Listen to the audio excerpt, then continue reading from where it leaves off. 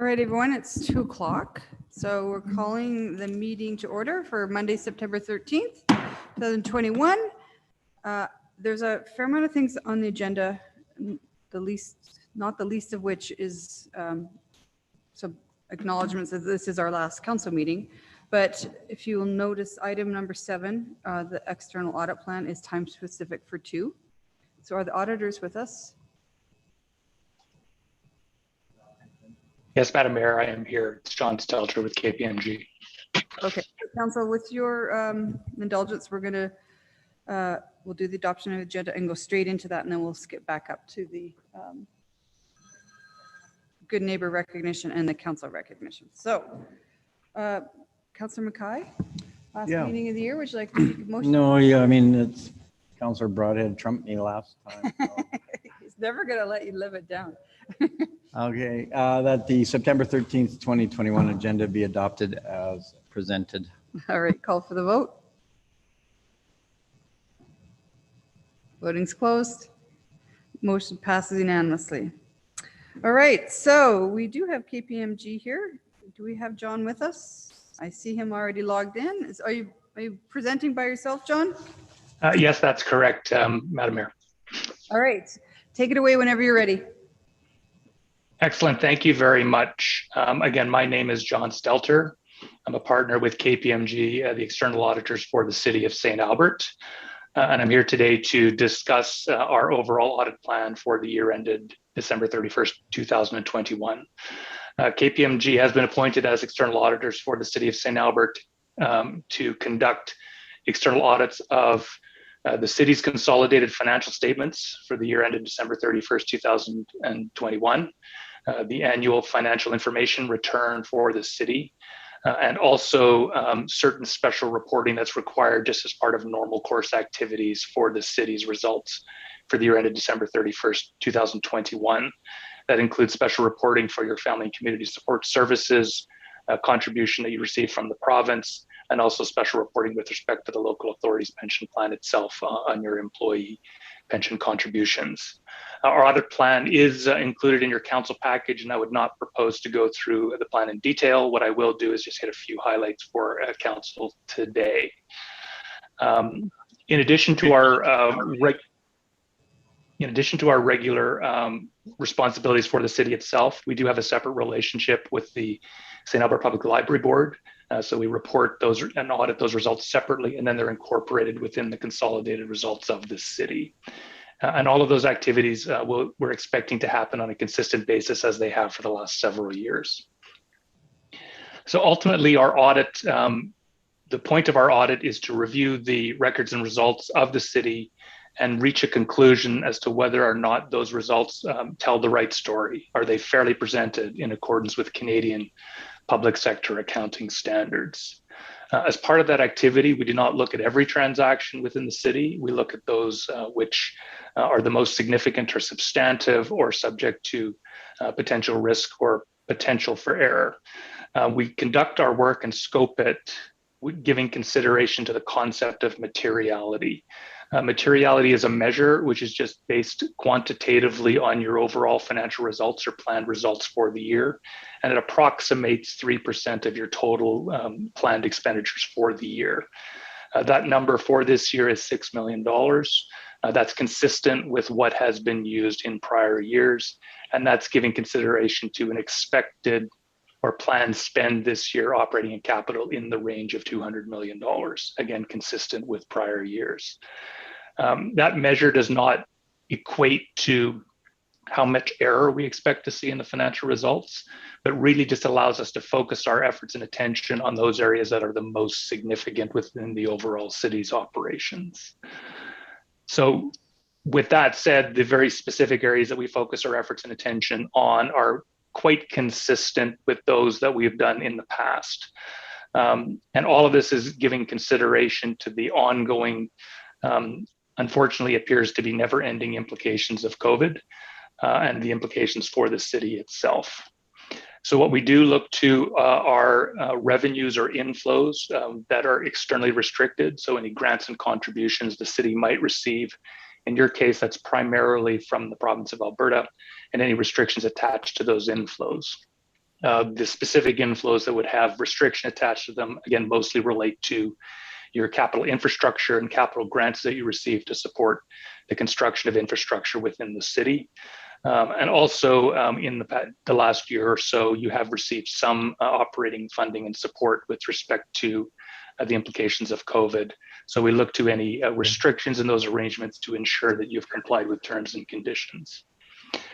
We also look at assets that are contributed to the city. So you receive significant contributions of infrastructure from developers, and we make sure that those results are captured within your records once formal responsibility for the infrastructure is turned over to the city. So that's any infrastructure that you don't purchase yourself or construct yourself that is provided by developers. We look at your investment portfolio itself. The nature of the investments that the city holds are very conservative, mostly in short and mid-term fixed income securities. We confirm those amounts with external parties and ensure that there are no issues with respect to the overall valuation and that those assets are well taken care of. I've spoken about tangible assets that you receive contributions from developers. You also build those assets yourself. So we look to any assets that you've constructed yourself and make sure that they are appropriately reflected in your records. We look to your operating expenditures and making sure that all such expenditures are captured in the fiscal 2021 period and that there are no unrecorded amounts at the end of the year. We think to whether there are any longer term contingencies that might exist, environmental such matters or legal or other claims that might be held against the city, to make sure they're captured in your records. And again, just part of our normal course operation. And lastly, we look to the overall taxation to ensure that all property and other taxes that have been levied by the city are appropriately captured in your financial records and are consistent with the approved bylaws of the council. All of this we do within the context of the current environment from a COVID-19 perspective. It's our expectation that we will be conducting our audit on a fully remote basis again this year for I want to say the third year in a row. Let's be hopeful that we can meet with your administration team in person come February, March, April next year, when is our year-end plans. But council can take comfort that we've been able to work well with your administration team on a remote basis. And so we're comfortable either way, whether it's on a remote or an in-person basis, if we're all able to get together in the next few months. We also, as part of our audit, ensure that the results, not just that the numbers are appropriate, but that if we identify any process or internal control matters that we believe are of importance to council, we will definitely bring those forward to you. We are satisfied that all matters that we've raised in the past are either resolved by our administrative team on a timely basis, or that there's a good understanding and plans in place to deal with such matters. And we would expect that will continue through 2021.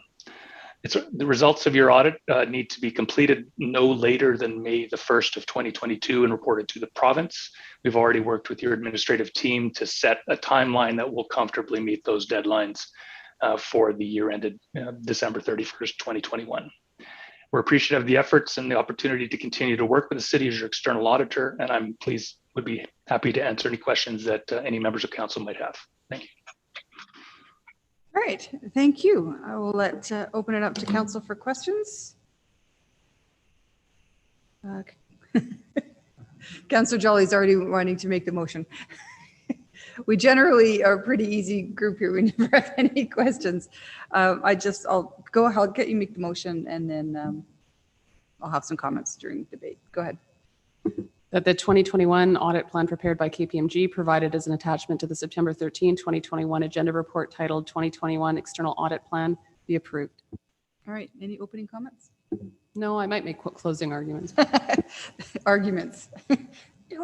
No, I'll just say it must be difficult to do this remotely. And so we appreciate the flexibility and I hate using the word because it's been overused in the last 18 months, but to be able to pivot and get to a place that you're comfortable, that you're seeing everything you need to see. And we appreciate that.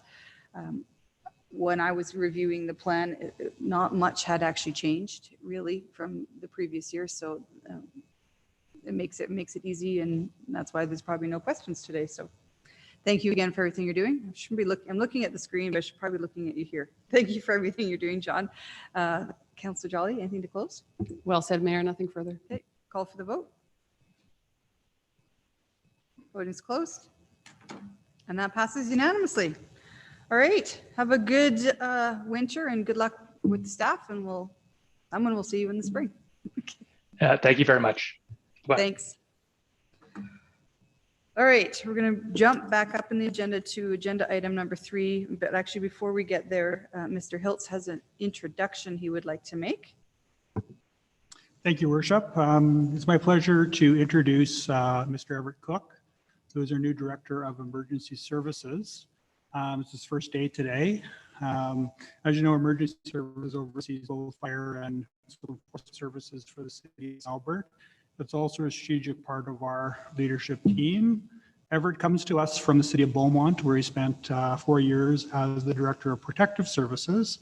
And prior to that, he was the fire chief in Grand Prairie County. So I'll just turn it over to Everett for a second if he wants to just chime in there and say hello. Thank you, Mr. Hiltz, your worship, members of council. It's truly a pleasure on day one to be meeting you all virtually, of course, and to bring greetings and to say hello and to tell you how excited I am to become a part of the St. Albert team. Very much looking forward to the opportunities that St. Albert has, of course, and to continuing the protective services or emergency services department forward. Already had a nice warm welcome here from the Fire Service Administration team, and of course from carrying the assistance in the City Hall this morning. And again, looking forward to the future, and again, excited to be here, so thank you. Awesome. Well, welcome to St. Albert. We're looking forward to working with you, hopefully not through a pandemic. It's nice to have you here. And Mr. Hiltz, thank you for securing his employment here, because I have a feeling he's going to be very good. All right. I'm going to do the Good Neighbor Proclamation first, if everyone's okay with that, because I see Angie and Tracy both waiting online. So Angie and Tracy, are you with us? Hello. I saw Tracy. There she is. Yeah. So before we read the proclamation, do either of you want to say anything? I don't think so. Tracy?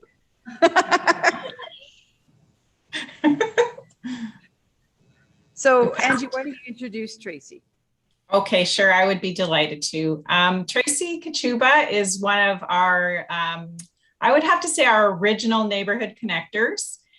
She and her husband have been informally connecting on their street for over 20 years. Is that right, Tracy? Thumbs up. And it all started with her husband just opening the garage door one day and the neighbors gathering around together.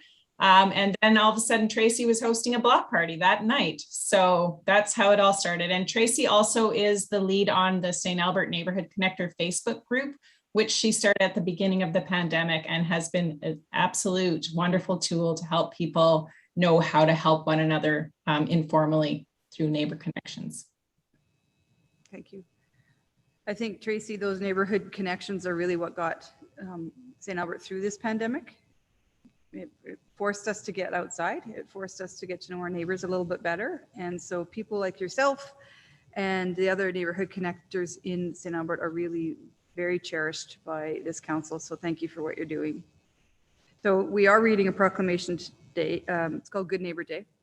I have to say, I must have filled out, I'm not sure how many of the little handwritten notes when people were nominating their neighbors for just anything under the sun. I just did one this week. So this little program that we've got on recognizing your neighbors has been fantastic. So I'm going to read the proclamation, and then we'll somehow get it over to Angie to distribute out to Tracy or whoever you want to. And here it goes. So whereas a key value of St. Albert's social master plan is creating a sense of community and connectedness where neighbors know one another and feel safe. And whereas the city of St. Albert is a community that has embraced neighborhood connection through its robust participation in block parties, little free libraries, and the Neighborhood Connector Initiative. And whereas neighbors across St. Albert have willingly stepped up to help one another manage and cope during the COVID-19 global pandemic. And whereas efforts of our neighbors during these unprecedented times should be recognized and celebrated. Now, therefore, on behalf of council, I, Kathy Heron, Mayor of the City of St. Albert, do hereby proclaim September 25th to be Good Neighbor Day in the City of St. Albert. Hopefully, anyone who's watching or listening will do something nice for their neighbor for sure on September 21st. So thank you guys for joining us. And thanks for everything you guys do. Keep up the good work, Angie. Thank you. All right, I'm going to pass this over to you, Mr. Scoble. Thank you. So Mayor Heron, Councillor Jolly, Hughes, Mackay, Broadhead, Watkins, and Hanson. As we are in our final meeting of council's term, I wanted to say a few words of thanks. So as you know now, at the end of your term, public service is more of a calling with its selfless devotion to our residents, businesses, and patrons and visitors meeting their needs. St. Albert has been identified as one of the best communities in which to live, and that type of recognition is well deserved. But that also does not happen by accident. That starts at the top with council. Creating a community like ours takes vision, passion, commitment, and hard work. As elected officials, you represent the constituents who elected you. You make decisions on their behalf with their best interests at heart. You listen to the community and chart a path forward that will enable growth and prosperity while also preserving those essential elements that make St. Albert the gem that it is. As my fifth council now in 3 communities, it has been my honor to serve as your Chief Administrative Officer over the past 4 years. I have appreciated and valued your wisdom, fortitude, and strength of character. As a small token of appreciation to recognize your many contributions over your term of office, we have selected what we hope you will find to be a meaningful gift that symbolizes your work and the difference that you have made in the community. So we're providing each of you with a framed map of St. Albert. I hope you can find a special place in your home to display it proudly and that it will remind you of your exemplary service to our community. So a little complicated, of course, with COVID protocols, but we can do a group photo. Did you want to unveil the map? And we have communications here, so we can take pictures of you with your frames at your desks. And then if you want individually, we could do one down here in the front too. So again, thank you on behalf of administration and the community for your service. Thank you, Kevin. That's beautiful. You have each member's home blocked off, a little star. Do you want me to hold that? Do you want me to hold that? If you want to. Whatever we want, sure.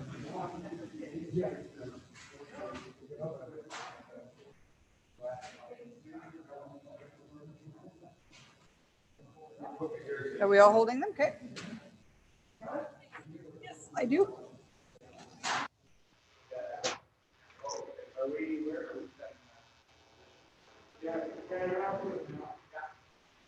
So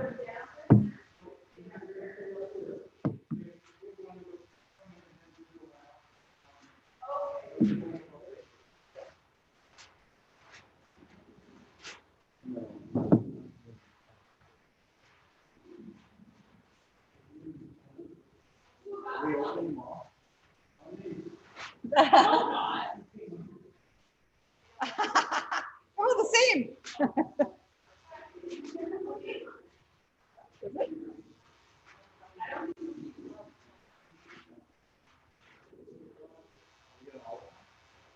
Yeah, if we all should, yeah. If we're gonna be holding them, no.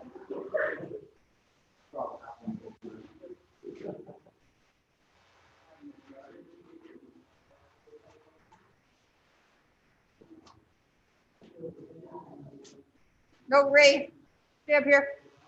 Yeah.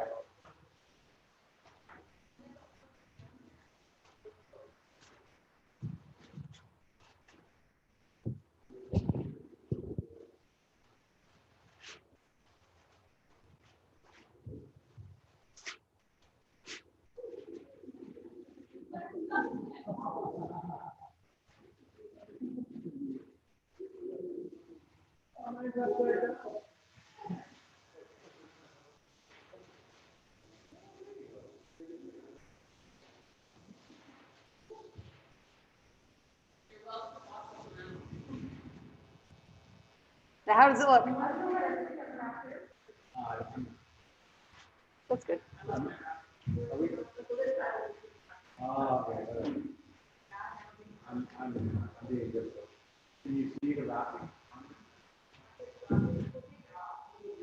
Should be okay.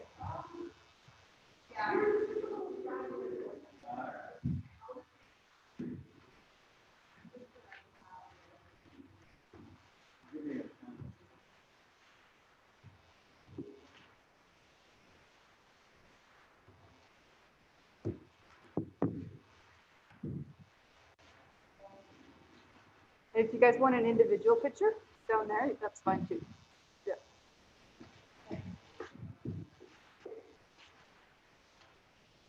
All right. Wes is tall enough. I'm going to the side. Yeah.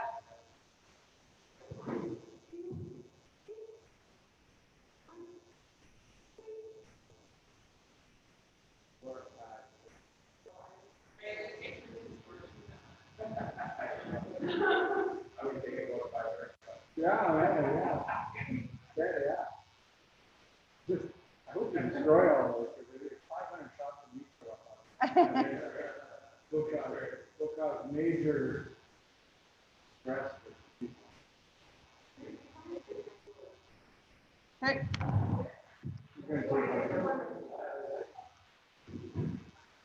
Oh, there. Forehead.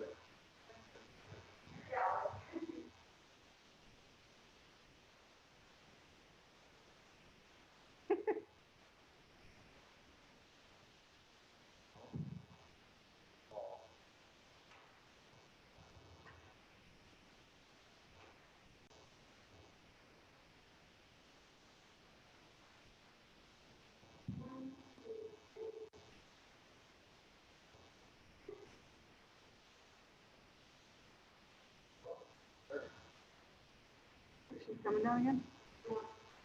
Sure.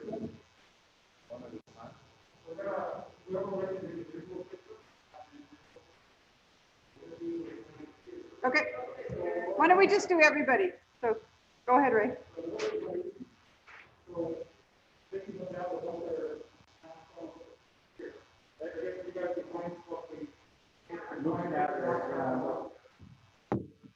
Gathering. Trying to take a super fast.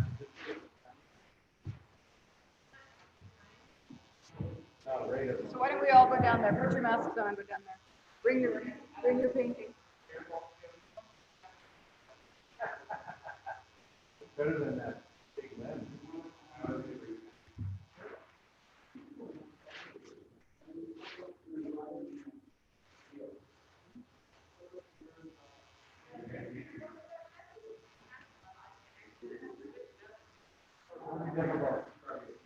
Don't be difficult. Don't be difficult.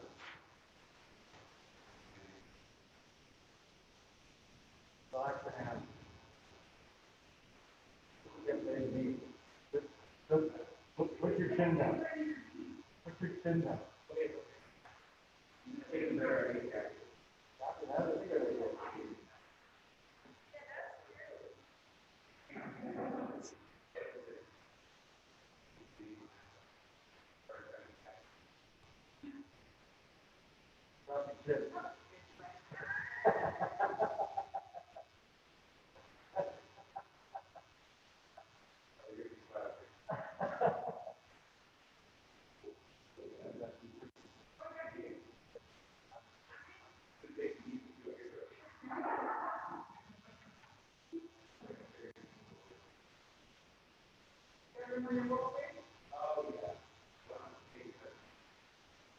They'll be beside all your development. Put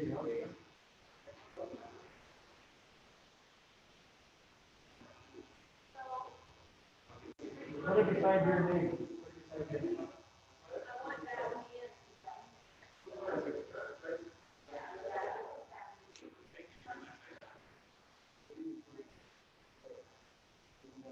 They made the picture of the year you were born. St. Albert,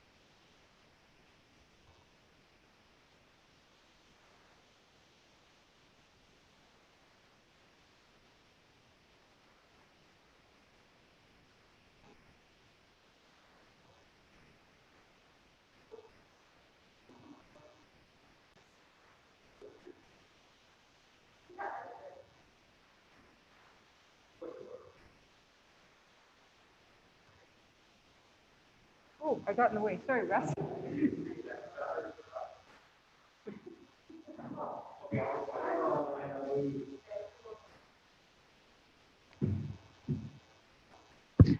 Mayor, while we're taking 1,000 photos, I just want to acknowledge our lone member here in the audience from the Muffin Gang that came back for our last meeting. And I just thank you for doing that.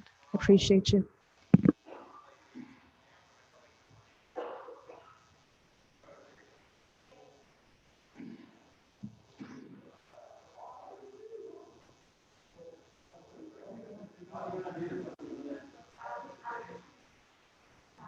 Thanks for showing up at the last.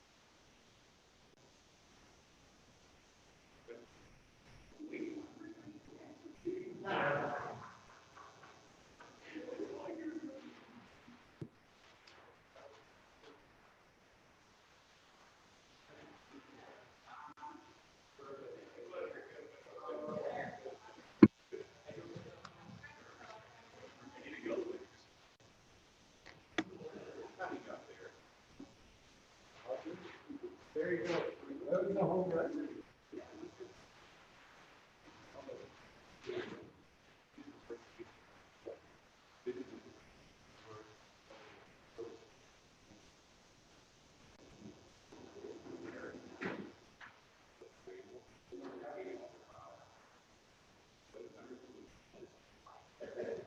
Your pictures were good too. Yeah. See, like in all the performance ceremony, you were also talking for. Oh my God. Are we going to bus line afterwards? I would hope so we get done. You would just hurry up and get this meeting done. Peggy's coming on Thursday? Okay. Pardon? Well, she better be. All right. Sorry for those at home that are watching and that delay, but thank you for your indulgence. Okay, let's get back to it. And thank you, Mr. Scoble. At the end of the meeting, guys, I know Councillor Watkins had asked for time to say a few words. At the end of the meeting, we'll do all that. For sure, Jackie and Ray. An hour and a half, okay. Well, we might need to do that somewhere else. All right. Okay, so consent agenda. I need someone to make a motion for consent agenda. That's where we are. Councillor Broadhead, thank you. Go ahead. And you were removing 8.1. We're pulling 8.1. Yeah. Fair enough. That the recommendations in the following agenda reports be approved. 6.1, regular council meeting minutes of August the 30th, 2021, and special council meeting minutes of September 3rd, 2021, and 10.1, civic and external agencies councilors updates. I think you were the only one that submitted an update. Well, that's because I missed the last time, and I figured I'd better. I just want to commend you on that. All right, I'll call for the vote. Voting's closed. That passes unanimously. All right, let's carry on. So we just approved the minutes from our August 30th meeting, as well as the special council meeting we had on September 3rd. 7.2. My device heard something, whatever. 7.2 is our ICF, intermunicipal collaboration framework with the town of Morinville. And is Trevor, oh, there he is. Trevor, you want to lead us into this? Sure. Thank you, Mayor Herron, and good afternoon, Council. I'm pleased to present the City of St. Albert and Town of Morinville Recreation Intermunicipal Collaboration Framework, or ICF, for Council's consideration and approval, along with Ms. Diane Anger today. This work stems from Council's strategic plan, priority number 4, and corporate initiative number 4.7, which seeks to leverage intermunicipal relationships to build economies of scale specific to recreation assets.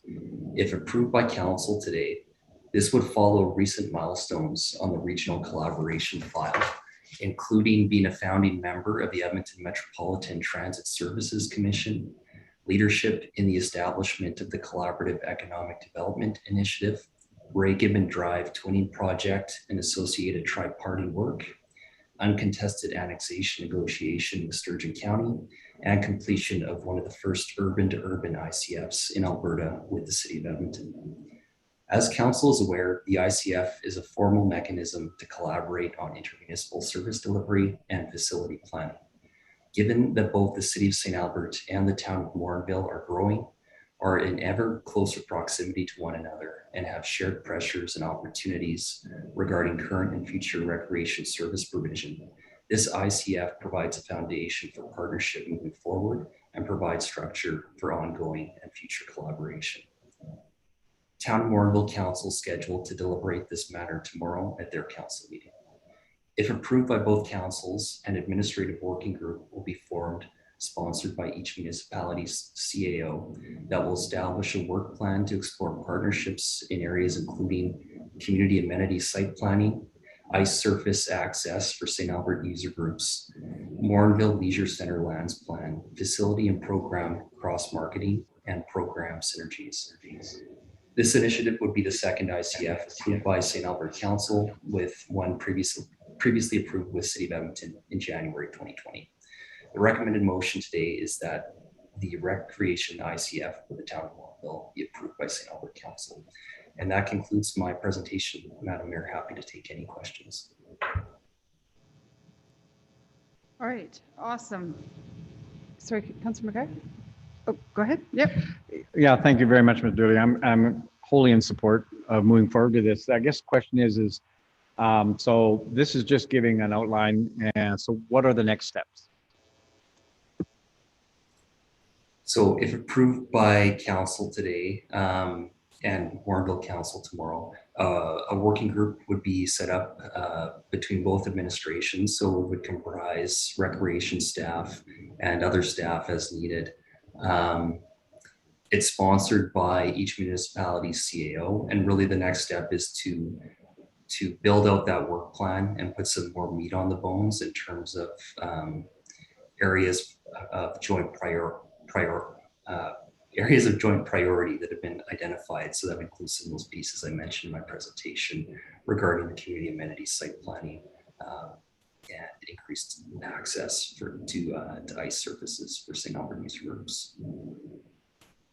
So, I mean, basically, we're just approving the framework today. And I'm familiar with the ICF process in relation to how we've worked with Edmonton and the one we were initially starting off with Sturgeon County.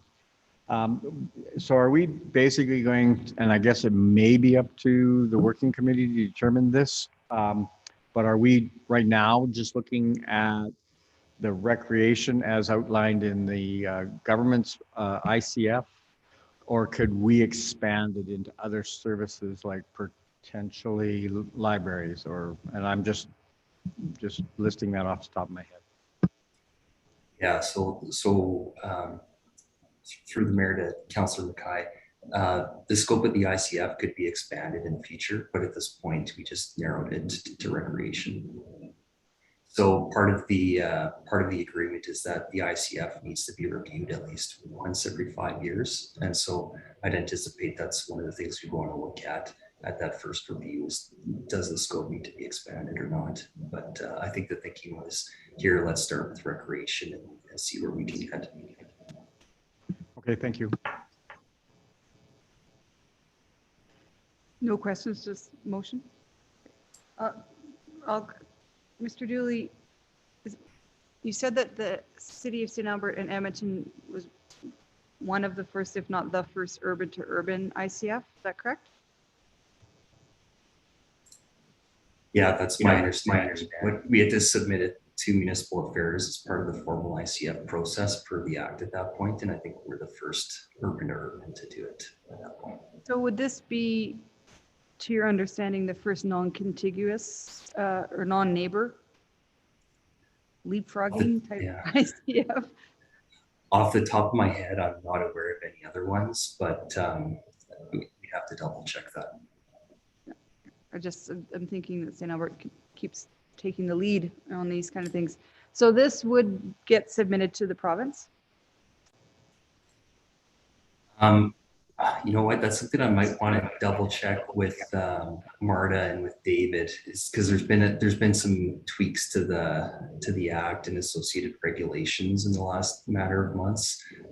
For sure we can send it as a FYI to municipal affairs, but I don't think it's mandated anymore that we actually have to let them know that this has been completed. I saw Mr. LaFleur threw his camera on. Is that correct, David? Yes, that's correct. It's not mandated at this point, but it doesn't stop us from sending it to municipal affairs. So. Okay. Is there opportunities for the ACP grant now that we've got this ICF? All these acronyms going. Yeah, so to maybe for the public's benefit, the Alberta Community Partnership Grant is something municipal affairs offers pretty much every year. They look projects of an intermunicipal nature. We've had a really good track record at St. Albert for receiving at least one grant through that program over the last 5 or 6 years. So projects like this tend to be good candidates for that. I think that's something as this working group gets formed and as more meat gets put on the bones, so to speak, there will be good opportunities in the future for that group to kind of look to leverage those dollars. Okay, cool. Well, I know Morinville has one sheet of ice and then one that's privately run. Is that correct? Maybe Diane can answer that one. Good afternoon, Mayor and Council. Yes, they have one municipally operated and then one privately operated arena. And what else is in their rec center, their new rec center? They have a field house, a bit of a running track, fitness center, small fitness center. Then they also have all of their outdoor sport fields as well. I thought they were considering curling at one point, maybe.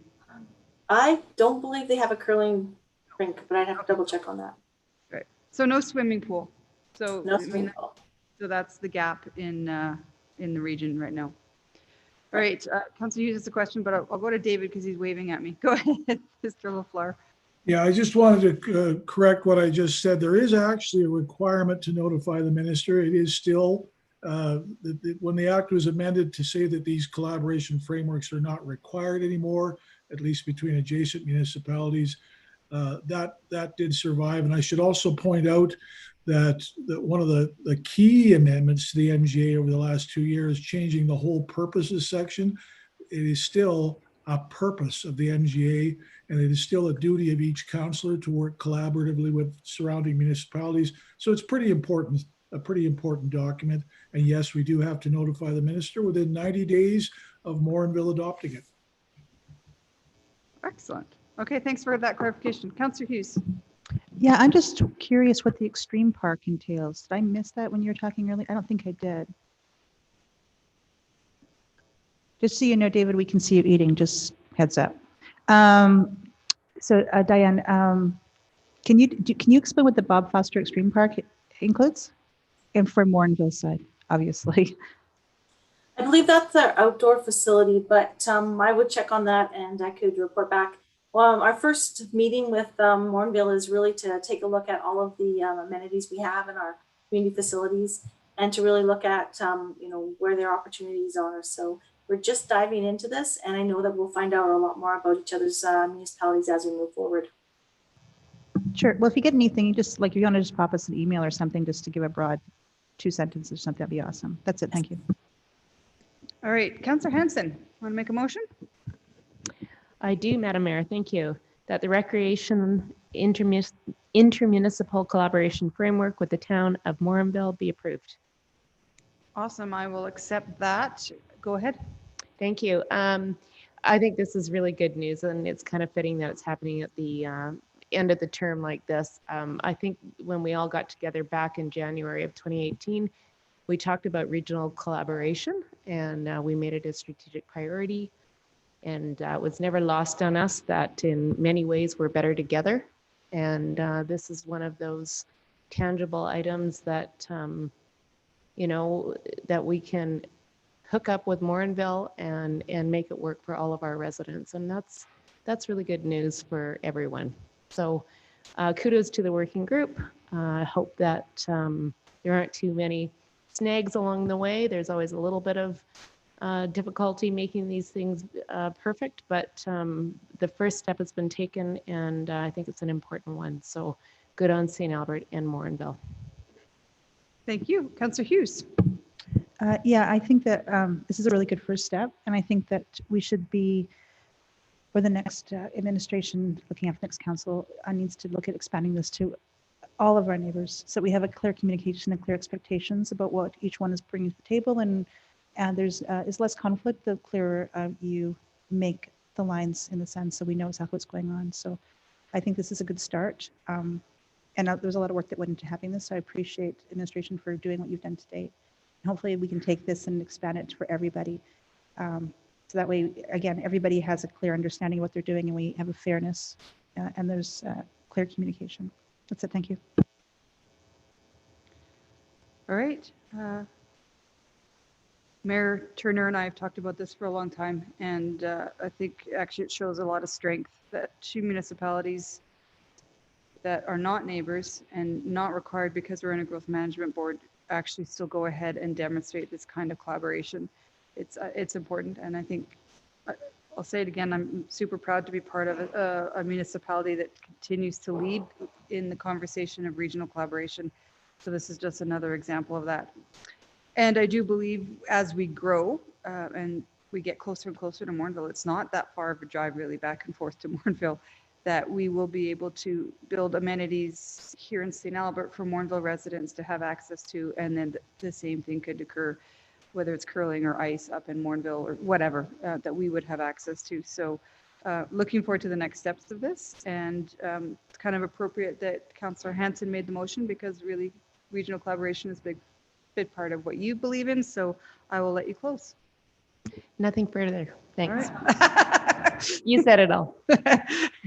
Call for the vote. Voting's closed. Carries unanimously. So Mr. Dooley, when Morinville has this conversation tomorrow, can you monitor it and then let us know how it goes? And if I'm sure they will pass their motion as well. Once they pass their motion, let's organize a photo of Mayor Turner and I signing, just like we did with Mayor Iveson a couple years ago, just for the records. That would be good. All right, moving on. Speaking of recreation, Morinville can maybe now come and use a disc golf course. So go ahead, Diane. Oh, it's Amanda that's doing this. Yes, thank you, Mayor and Council. I'm just going to hand it right over to Amanda Wild. She's been doing the research on a permanent disc golf site. So Amanda has a bit of a presentation she'd like to share. All right, go ahead.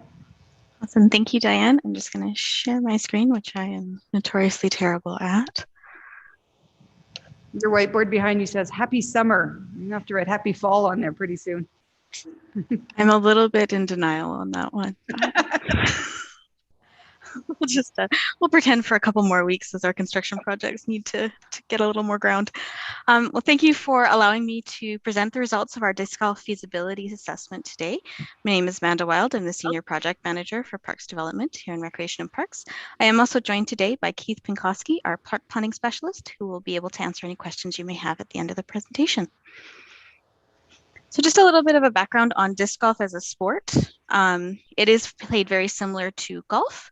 Players complete a hole by throwing a disc from a tee pad or area towards a target or a basket. Players then throw again from where the previous throw landed until the basket is reached.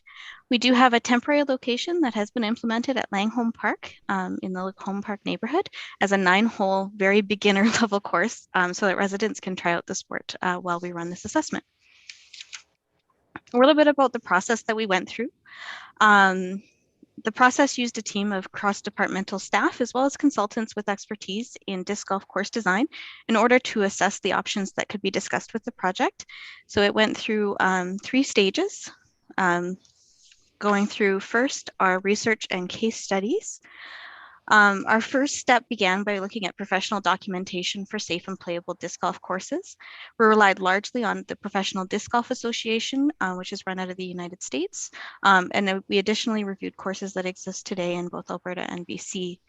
From the background and case studies, we developed criteria for further site selection, assessing against the St. Albert Park system. Namely, we were looking for sites with a minimum of 3 hectares, with access preferably directly from a major road nearby or a nearby major road, compatibility with existing uses, variation in topography wherever possible, good site visibility to ensure safety with significant street frontage if we could, as well as supplemental facilities such as washrooms, parking, benches, garbage, those kinds of things. Our efforts focused on providing a moderately challenging course with 9 to 18 holes to accommodate a range of users. Specifically, the project team was targeting an intermediate level of play to provide some interest for experienced users, but not to the level of difficulty required for professional tournament play. So really focusing on a spontaneous use course with a variety of skill levels. From the St. Albert Park inventory, potential sites which could accommodate a permanent disc golf course were identified. 6 potential sites were reviewed, all of which are at least 3 hectares in size. These sites were ranked by the project team and consultants, looking at compatibility of existing use with disc golf, access, site layout, constraints, and future plans. It's important tonight to note that while all 6 sites meet the basic criteria, there is not a perfect fit. Retrofitting a new use into an existing park will always come with challenges, potential conflict with existing use, and potentially less than ideal conditions for the new use. So although all 6 of them met the basic criteria, none of them were perfect for a disc golf course. From there, our project team distilled into 3 most favorable site locations based on their location, the amenities on site, and size. So those 3 sites were Kingswood Park. It's twice the minimum size requirements with access from a major roadway and a variety of terrain and features and natural features. Based on a preliminary course layout, it's possible to achieve a well spread out 18 holes with a variety of par 3 and par 4 course holes. Lines of sight are maintained for safety of park users along the multi-use trail. So this gives us lots of space and lots of options with mature vegetation. Grenadier Park also met the minimum size requirements. It does have a variety of terrain and slopes along with mature stands of trees that buffer adjacent homeowners. And in Grenadier Park, it was able to achieve 9 holes with a mix of par 3s and par 4s. The site was chosen as the most centralized location in St. Albert and the only area that could, that was close to downtown and could accommodate people walking from downtown and in the nearby high density housing. The site does have the least visibility and lacks publicly accessible parking. Rotary Park was the third site, again offering twice the minimum size requirements, as well as access from a major roadway, on-site parking, and compatible other activities within the park. This area, like Kingswood, is suitable for an 18-hole course, but does not have the same variety in terrain and lacks the mature vegetation found in Kingswood Park. So it's nice and big, but fairly flat and open. From there, we did present the 3 different options along with conceptual course layouts to the public. Landowners within 100 meters of the sites received hand-delivered lettered letters, as well as social media and Gazette campaigns were used to spread information on the study to the public. We received 235 respondents, approximately 30% of which were from the Grandin neighborhood and the remainder from areas across the city. So a summary of the feedback received can be found in your agenda package, so I'm not going to go into too much detail. Survey responses were generally highly supportive of both Kingswood Park and Rotary Park as potential permanent sites, with only a very slight majority supporting Grenadier Park. Residents shared a number of concerns about all 3 sites, with the strongest opposition to the use of Grenadier Park for the sport. Residents also shared their enthusiasm for the sport, ideas for growing disc golf in the city, preferences for course layouts, and other ideas. Overall, respondents were greatly in favor of disc golf, with only a small number objecting to creation of a permanent disc golf course anywhere in St. Albert. So from all of that, based on our feasibility study and public feedback, administration is recommending moving forward with a permanent disc golf course at Kingswood Park. This site offers the terrain, mature trees, and on-site amenities that make a desirable course with the least amount of conflict with existing use, and received a very high level of support from the public. Kingswood is also supported as a preferred site by the local disc golf community representative that we've been working with throughout the project. Through the public engagement, we did hear concerns about the course layout and potential for conflict with other uses. However, we do feel that with a more refined course design, we can manage those concerns.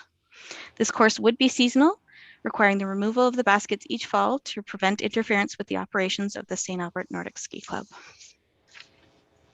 I have 2 recommendations for you today.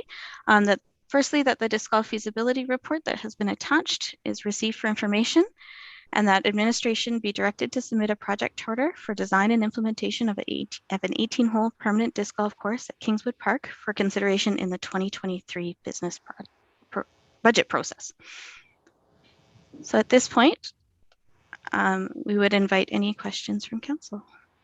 Sure. Thanks, Amanda. Can you go back to the slide 9 that has the layout of the 18 holes?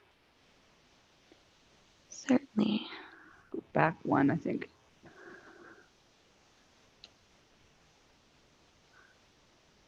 Let's see if I can make that bigger.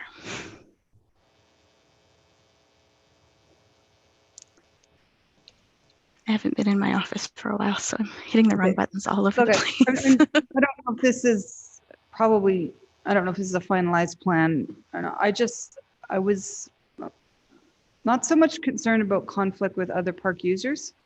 I was worried about conflict with Sturgeon Road. That's Sturgeon Road? That's Sturgeon Road, yeah. Because holes, especially 13 or 14, are quite close to the road, and I'm worried about people. If I was throwing a Frisbee, it would end up in someone in Kingswood's backyard. But, and I'm projecting in the future, there's going to be a call to build a fence along that. I'm just wondering if you had conversations about the safety being so close to the road. Absolutely. So we did talk with, we did receive a bit of public feedback about that. We've also talked with the representatives from the Disc Golf Association and walked Kingswood Park with them once the public feedback became a bit clearer. So there is opportunity to extend south beyond the boundaries of Kingswood Park into more of the Red Willow Trail system to move some of those holes away from the road and further south. Still kind of along that same corridor, but not technically within Kingswood Park.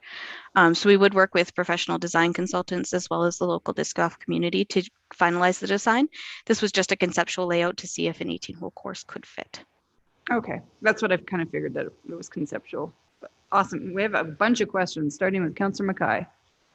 Yeah, thank you for your presentation, and I'm quite excited about the opportunity, even though, like yourself, I would probably end up somewhere in Woodlands or something like that. But I guess who would operate the park here? Is it spontaneous use, or would we turn over the operation to the Disc Golf Association, or how would that go? Thank you for the question. Through the chair to Councillor Mackay.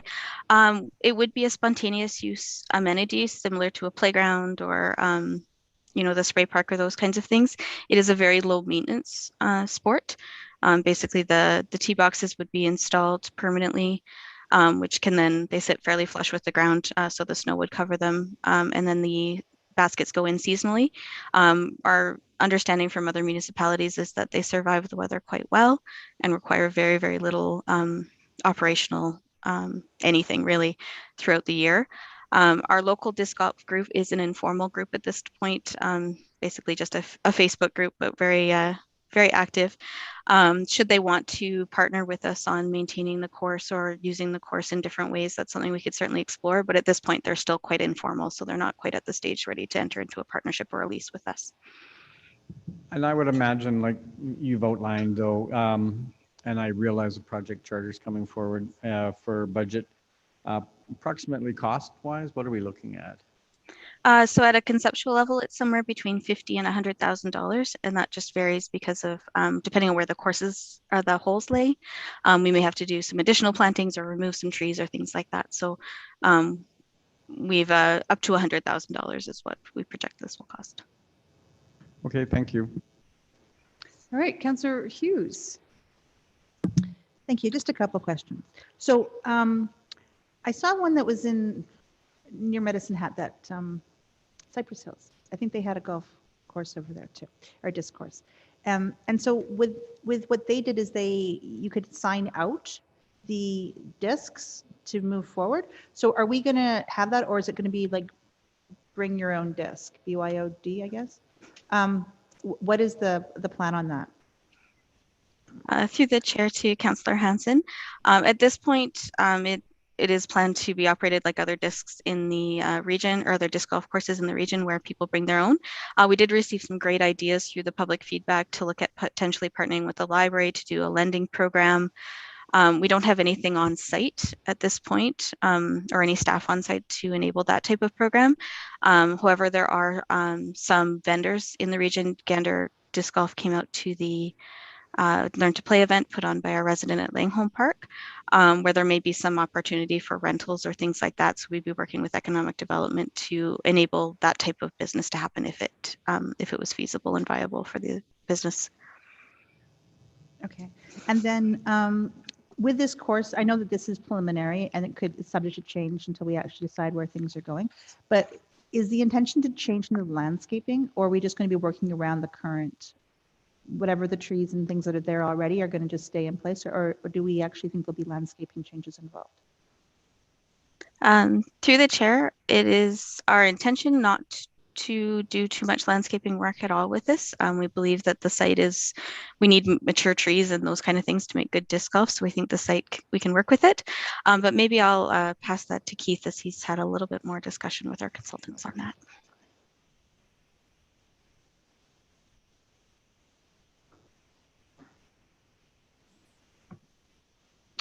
Any more questions? Oh, sorry, one more. So when I look at, and forgive me for these questions, because I'm not a pro golf disc person. So what I look at is how do we let people know what the course is? Because I know they had like pictures when I went and saw it at Cypress Hills, but I was kind of like, I didn't know where I was when I was walking by the course to know even what unless you were like at the spot where you're going to throw it to, it wasn't very clear where you're aiming for next. So are we actually going to change, like put like, I don't know, spray paint, or just have a picture at each hole, or do we have an idea how to communicate that this is course? Yeah, thank you for the question. Through the chair, Councillor Hansen, we do, different courses do it different ways. So our conceptual allows for some site signage. We have had really good success through our partner that's been advocating for the site on the UDisc app, where it actually pins your location and plots out the course for you. We did try it out. My family and I tried it out at Langholm Park, which is quite difficult to understand where to go, and it does work quite well. So we'd look to promote an app or a mapping software like that, because it really does help when you have the GPS pointing you in the right direction if you get a little confused or turned around. Is the intention to ever have, I don't know what they call it. Like, I'm going to call it par 3 or something like that. Because when I look at like hole numbers 12, thought it was 17, could be 17, could be 12. It's super long and you have to go around a bend and then another bend. And I feel that no matter how much I spend time doing that, it's not going to happen. So is it the intention that this would be like a par 3 throw? Is that type of thing? Or because I always just thought you're aiming to get there in one throw. And I'm sorry if this seems weird, but I just wanted to understand how this game works a little bit for a second. No, through the chair, Councillor Hanson, I'll tell you, I'm terrible at it and it took me forever. My 10-year-old though was fantastic. So it is a very similar sport to golf in the way that holes are laid out. So some of them are going to be straight shots, quite easy and very visible, and some of them are going to be a little bit trickier. And if you have the opportunity to go to Langholm when some of our more experienced players are playing, they are going right around the corner, like those discs are going out of sight and landing in baskets you can't even see. So we tried to find a balance, and we'll work with, should this pass, design consultants to find that balance of very simple holes mixed with those that actually take some skill. Okay, that's it. Thank you. That's it. Great, thank you. Councillor Broadhead. Thank you, Madam Mayor. So been through Langholm and I've actually played disc golf. It's a fun little sport. My question around that is, so the business case is to be put together for the 2023 budget. So next summer, we wouldn't have a disc golf course, or is the Langholm going to stay there until the new course is built? How is that going to play out time-wise? Thank you for the question. Through the chair, Councillor Broadhead, our intention is to leave the Langholm course in place until a permanent course is established, if a permanent course is supported by council tonight. The only reason that we would take it down ahead of the installation of a permanent course is if we do run into significant conflicts with our baseball or soccer or football. We're not British, soccer users on the site. So the intention is to leave that course up so that we do have continuous service for disc golf, unless there are serious problems that do pop up. Fair enough. Thank you. Thank you. Councillor Hanson. Thank you, Amanda. Thank you, Mayor. I guess the question I would have with the second recommended motion is to bring it forward through to the budget process, which leaves it up for really final approval by the next council. So this isn't really necessarily a done deal tonight in terms of for sure having a permanent disc golf course. Would that be correct? Through the chair, yes, our recommendation is to put it through the 2023 capital budget process so that it can go through the capital prioritization process the same as any other capital project. We have provided an alternative motion in your agenda package should you wish to accelerate that and pull it outside of the normal budget process for, it would still be a 2022 construction timeline then. So the end timing is really the same, except that it would be basically finalized tonight if we moved the alternative motion. To clarify, we could design and construct within 1 year quite easily. So it would be in place. Yeah, it would speed it up by basically a full year. Okay, thank you very much. Councillor Hanson, since this was your original motion, I'll come to you if you want to make the motion at the end. Councillor Watkins. Yeah, just had a couple questions. Is this an all-season sport, or is there a season for disc golf? Thanks. I'm getting text that I'm using the wrong name, so I apologize. It's all good. This is, it can be played in winter. Certain courses like the Rundle course in Edmonton are left up all winter. Because Kingswood has so much cross-country skiing in the winter, we would need to remove the baskets to enable that activity to continue unimpeded though. And then as far as playing it, the only equipment you need is a disc, right? Like when somebody will go there, they'll just have to have a disc. You don't need any special footwear. You don't lose your disc like you lose golf balls because they're pretty big. Is that really it? That's it? Yeah, absolutely. I have definitely seen people out with specialty bags and 20 to 30 discs of different weights and things like that. But you can even play this with a basic Frisbee if you really want. The only risk would be to lose it up in a tree or out in the river maybe, but it's a very low cost to enter sport for sure. Okay, thank you. Councillor Jolly. Thank you. Just to follow up on that, so you mentioned the baskets would have to come down to accommodate skiing in that area.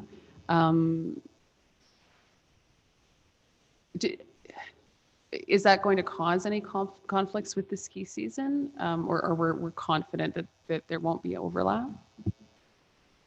Thank you. We did speak with Stansky, and they're basically just locked in the baskets into a pipe and locked, so they're quite easy to remove. So we can remove them on an operational basis, either as soon as snow is forecasted or within a day or two of snow falling. So they're quite an easy thing to remove. So we don't anticipate there being any conflict as well. Cross-country skiing needs a significant snowpack, so even the tee boxes shouldn't be a problem. Great, thank you. Councillor Hughes, another question? Yeah, just one more. Thank you. So I have no idea which motions we brought forward tonight, but in the event that it is the alternate motion, we don't have anything prepared here for the breakdown of the costs. And the alternate motion is for $100,000. And I'm trying to figure out, if you're telling me that we're just putting posts in the ground with the baskets, how this comes to $100,000. Like I'm thinking I could do it for 5, right? Like that's what I'm thinking. And even if I had to pay someone to design it, 15. So, and that's assuming I'm paying them quite a bit. So I'm trying to come to terms with 100,000 as the alternate motion and how we're coming to terms with this cash. Can you shed some light on that? Yeah, so I'll start a response and then I'll have Keith jump in with a little bit more information. We did receive conceptual level costing as part of the feasibility report, which for the site was approximately $100,000. The general rule of thumb for disc golf courses is for the physical infrastructure, it's about $1,000 per hole. So the baskets themselves are about $550, $600 plus your tee box and the time it takes to install those. As well, we do need a course designer, and our estimates do include some revisions to the landscaping. If it just wasn't in the scope of the feasibility study to go any further into the costing. So that's why we've kind of erred on the side of caution with the higher end of the estimates that we got. We do think that it probably will be less than 100,000, but at this point we don't know for sure what that number would be, and we did err on the side of caution with that. Keith, did you want to add anything to that? Sure. Just on the aesthetics of the course too, we did get some feedback that people had some concerns about how the course was shaped. So this cost allows for some tree planting. Those can be obviously expensive at upwards of $600 per tree installed in some cases. It also includes a provision for course signage throughout the course to direct people properly through, and also has some landscape rehabilitation, topsoil seeding where required. And then also the tee markers are generally you're throwing from a concrete pad towards the target to orient the user. So this price also includes that. So when I look at the temporary course that we currently have over in Lacombe Park East, I believe, right? That cost us, like, I'm trying to remember, but I feel like the number's 4, like 4,000, but I could be wrong. How much did we pay to get the temporary course set up? Councillor Hughes, it cost just over $5,000 to purchase the baskets themselves. And we used, there are no tee boxes, it's just marked with paint and some flags that were done in-house. And that was for 9 holes. So our per hole course is quite a bit lower because we don't have the proper infrastructure in place. But as you can see, the baskets alone are quite expensive, in that we used internal labor to put those in, but to properly put them in a permanent course, we'd have to bring in a contractor to do that. And we could use those same baskets in the other course, couldn't we? So we wouldn't have the course, that would not have to be, we could double those up, couldn't we? Absolutely. There's some small purchases we would have to do. The below ground tubes can't move that easily, but they're relatively inexpensive. So the intention would be to move those baskets over to the new course as well, but we'd still have to procure at least another 9, plus probably 1 or 2 spares just in case things get damaged. So I guess with the Lacombe Park East one, how many years could we continue to do the Lacombe Park East one with what we have in our supplies right now? Like, I feel like we could kind of keep that going almost indefinitely. Like, is there any reason why we would, and couldn't we just make the same level of temporary at the Kingswood course? Like, I'm just trying to figure out, there's a really big cost difference here going on. So like with what we've built right now, let's say this were to go into 2023 or something, I'm assuming that the course would still be usable and feasible for the next 2 years plus. Yeah, to Councillor Hughes, we did purchase commercial quality baskets, so they should last us a fair bit of time without needing to be replaced.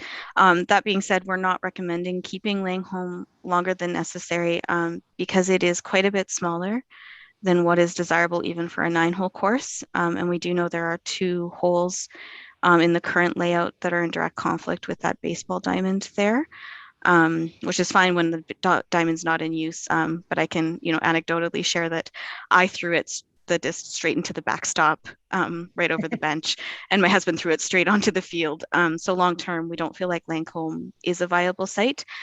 We haven't done the appropriate public engagement on it because it didn't even meet the basic site criteria for a 9-hole in the feasibility study.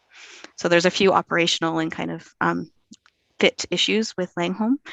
In terms of cost, we could do something as simple as what we've done in Kingswood.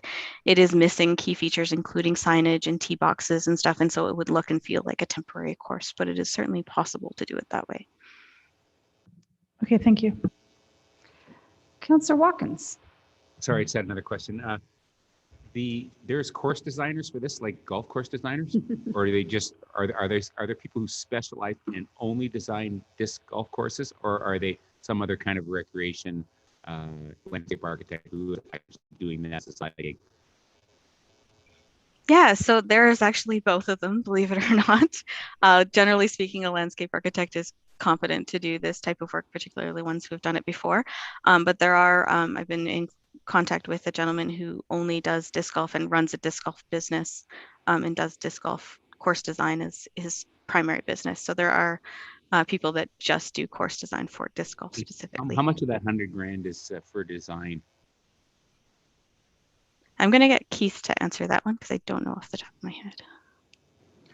Yeah, approximately 20% was for the design component of the permanent course. $100,000 to design it. I'll give you a Sheena line. I'll design that thing for $5,000. And I will reinforce that these are very preliminary numbers with large amounts of contingency because this was just done at a feasibility or conceptual level. We do not expect it will cost $100,000, but that was the high end of the estimates we received from our consultants. Okay. And like any capital project, if it was approved for 100,000 and we only spent 65, what happened? Mr. Scobie, you can answer this. We approve $100,000 today for a disc golf and we only spend 65. The money goes back into capital reserves, correct? Yes, that's my understanding. Yeah. Thank you. No more questions, so I'm going to go to Councillor Hanson. Not sure which motion she's going to put on the floor. Thank you, Madam Mayor. I guess a process question. I'll move number 1 as is, that the disc golf feasibility report be received for information. I'm going to move alternate motion number 1. Okay, why don't we do the receive for information first? So Sure, you bet.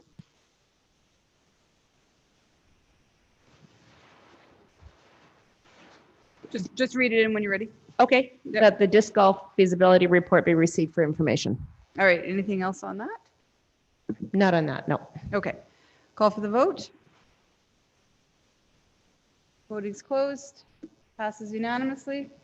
And so you want to do alternate motion number 1?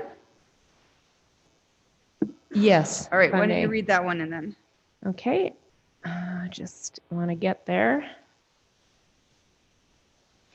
That an 18-hole permanent disc golf course be developed at Kingswood Park in 2022 at a cost of no more than $100,000 to be funded through the capital reserve.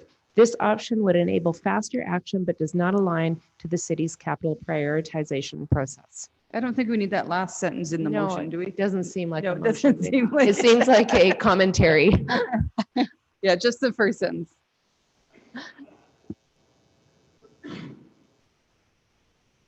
All right, I'll accept that. I'll let you start. Thank you. First of all, I wanted to thank Nick Legault for bringing this forward, oh, gee whiz, almost 4 years ago. This is a fast-growing, low-cost sport for all ages. It's a great addition as a community amenity for St. Albertans. It's been very, very well received, particularly during the COVID pandemic, where people need to get outside and have fun with their families. This gives them an alternative sport to play. It's very competitive. There's tournaments all over the country and certainly North America. So it's fun that we're getting to put our stamp on it here. I guess I'm moving this second motion because I'd like to see it happen sooner rather than later. And I really do want to just thank Manda and the team at Recreation and Parks, because I know when I asked you to do this, you had a million things on the go and it really wasn't on your list of priorities. But I think after you've done your due diligence and all the public engagement, that we realize that this really is a small cost for a great return on investment. So yeah, I guess the real reason is that I'd just like to see this happen sooner rather than later. I don't think it's going to be $100,000. And of course, I'm a little bit leery that the next council may not approve it, and we worked hard to get to this point, and I'd like to see it through. Thank you for that. Councillor Jolly. Thank you. So normally I'm opposed to a project like these being approved outside of our prioritization matrix, but I'm happy to support this one for a few different reasons. One, it is a fantastic, low cost, fast growing sport that, you know, I have friends who actually travel, like they fly on airplanes to go compete, which I didn't even know that was a thing, but I'm really excited to see that in St. Albert. The Langholm project has also been really eye-opening as well. I haven't heard any conflicts at that site, and it's a smaller site. So if there were going to be conflicts, I think we would have seen them there. We haven't, which is fantastic. So thank you, Councillor Hansen, for championing this. It wasn't really something that was on my radar, but it's exciting to see this happening in St. Albert. That's all I have. Thank you. All right, Councillor Hughes. Thank you. So I appreciate the intention here, but I really don't feel comfortable approving a project without even having a project charter in front of me. We have no idea of the actual costs, and I realize you can say it can come in at less, but I don't like approving things blind, and I'd like to see it come in at less. And the other thing is there isn't the urgency, as we've just heard, there hasn't been conflicts over at Langholm Park. So if it had to go one more year there, I think it would still be successful and then move over. But I think that a detailed analysis of exactly what we're paying for and what we're getting and whether or not we agree with everything that could be brought forward, I think is necessary. I think about the dog park where it was brought forward to council, and Councillor Jolly you said, why are we spending so much money on the fire hydrants? And at that point, there was things that were taken out because council recognized that wasn't something that we wanted to spend money on. But if we approve this that way, we actually are removing our the ability for the next council to make those type of decisions. So I would have no problem supporting the recommendation number 2 that's in the recommended motions and say, bring this forward and give us a detailed case. And I wouldn't even have a problem having them bring it forward for 2022, although it would be a challenge to be able to get something together that quickly. But I don't feel comfortable with the idea of agreeing to $100,000 on a project and then just, I understand we'll hope for do it less, but we're also tying up that capital money, and we're doing it when we have a limited number of capital funds. And until that project is finished, those funds aren't released. And we're going into years that are where $100,000 could make or break quite a few other projects. So if it actually comes out at 15 and we're committing 100,000 till the end, or 20 or whatever it comes out to, it's money that I don't think we should be committing to. We actually know what we're agreeing to. That's it. Thanks. Councillor Watkins. I think it's a great idea and a great sport. Like I say, it's low cost. I just have a concern with just approving like these numbers up to 100 grand and like $20,000 for design, and like it's kind of like up to 100 grand just leaves it wide open. When it's kind of like, from my experience, when you give somebody 100 grand, they'll spend 100 grand in the end. So if you made it 75, they'd only spend 75. So I don't really have a problem as much as a charter dealing, because sometimes all that stuff just creates more government and creates it harder to get something done. And if there's a proven need for this, I'm okay with shortcutting it. I'm just not okay with up to 100 grand, because I don't see really how we went from 5 grand or whatever on a temporary one to 100 grand on one. Like that just seems like a huge jump. So I'm going to support it still, but I really exercise caution in approving things like up to 100 grand when we don't really know the cost. All good comments, everyone. I will, I'll be supporting your motion, Councillor Hanson, because it says up to 100,000. And it doesn't, I actually quite happy you move this one, because it does accelerate it probably by a full calendar year. We could have waited for the details, and I'm pretty sure that council would have approved it at that time. This completely reminds me of the pickleball conversation that Councillor Lynn Bracco brought to us in 2011 or 12, when no one had heard of pickleball until your connections with the city had brought disc golf. I'd never heard of that either. So this might be one of your legacies, Councillor Hanson, is a disc golf course. You know what, maybe sometime in the future we'll be able to challenge Spruce Grove to a disc golf game as well. So I'll let you close, Councillor Hanson. Thank you. And I certainly appreciate all of the comments on the up to 100,000. I understand that, and hopefully our department knows where to look for cutting costs where they can. I think it's also a one-time cost. I mean, once this is set up, it's set up. People will come with usually their 3 discs, and they will play the game.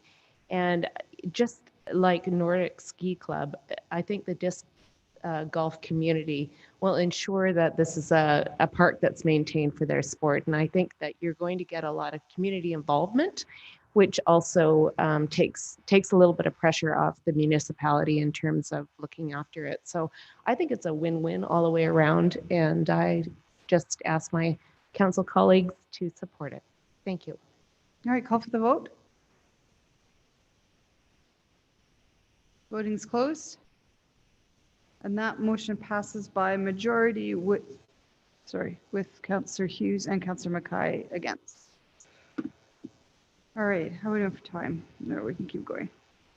All right, away from recreation and now into economic development. So Mr. Erickson is going to give us a report on Edmonton Global's investment plan effectiveness.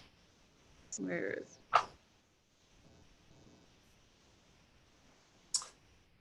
Afternoon, Your Worship and members of council.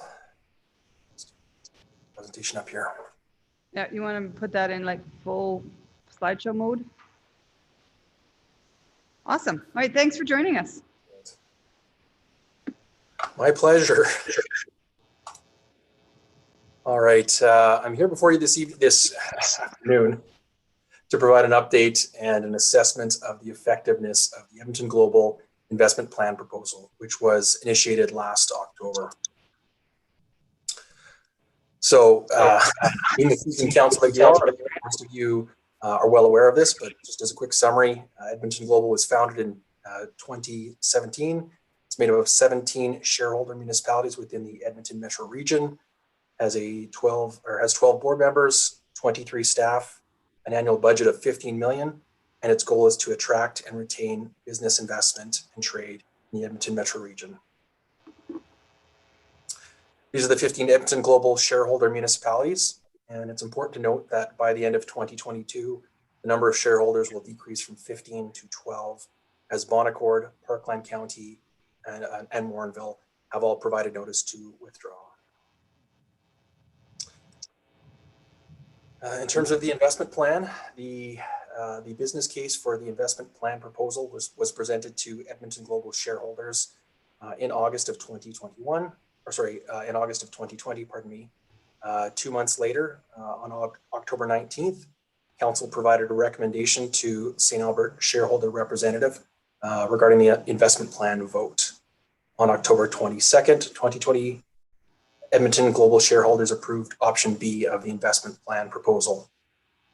At the most recent Edmonton Global annual general meeting in April of this year, shareholders approved the 3-year budget commitment, which maintains the investment plan funding level of $5 million for 2023. So this attempts to simplify the financial impact of the investment plan, which was initiated in 2020 and concludes in 2022. The larger column on the left-hand side shows the annual increases to all Edmonton Global shareholders. The column on the right shows the annual increases to St. Albert. Note that St. Albert's contribution in 2022 and 2023 are estimated, as Edmonton shareholder contributions are recalculated each year using a combination of a core fee, a percentage of population, and a percentage of total equalized assessment. And again, the shareholder contributions will be affected by the withdrawals of Bon Accord, Parkland County, and Morinville, as I mentioned earlier. So the investment plan was proposed to assist Edmonton Global in their goal of attracting international investment. The increase in funding has enabled Edmonton Global to increase their human resources, growing their organization from 12 staff to 23 over the last year. The investment plan also enabled Edmonton Global to increase their investment attraction efforts and trade missions. This table provides an overview of Edmonton Global's planned missions and events, along with the sector of focus.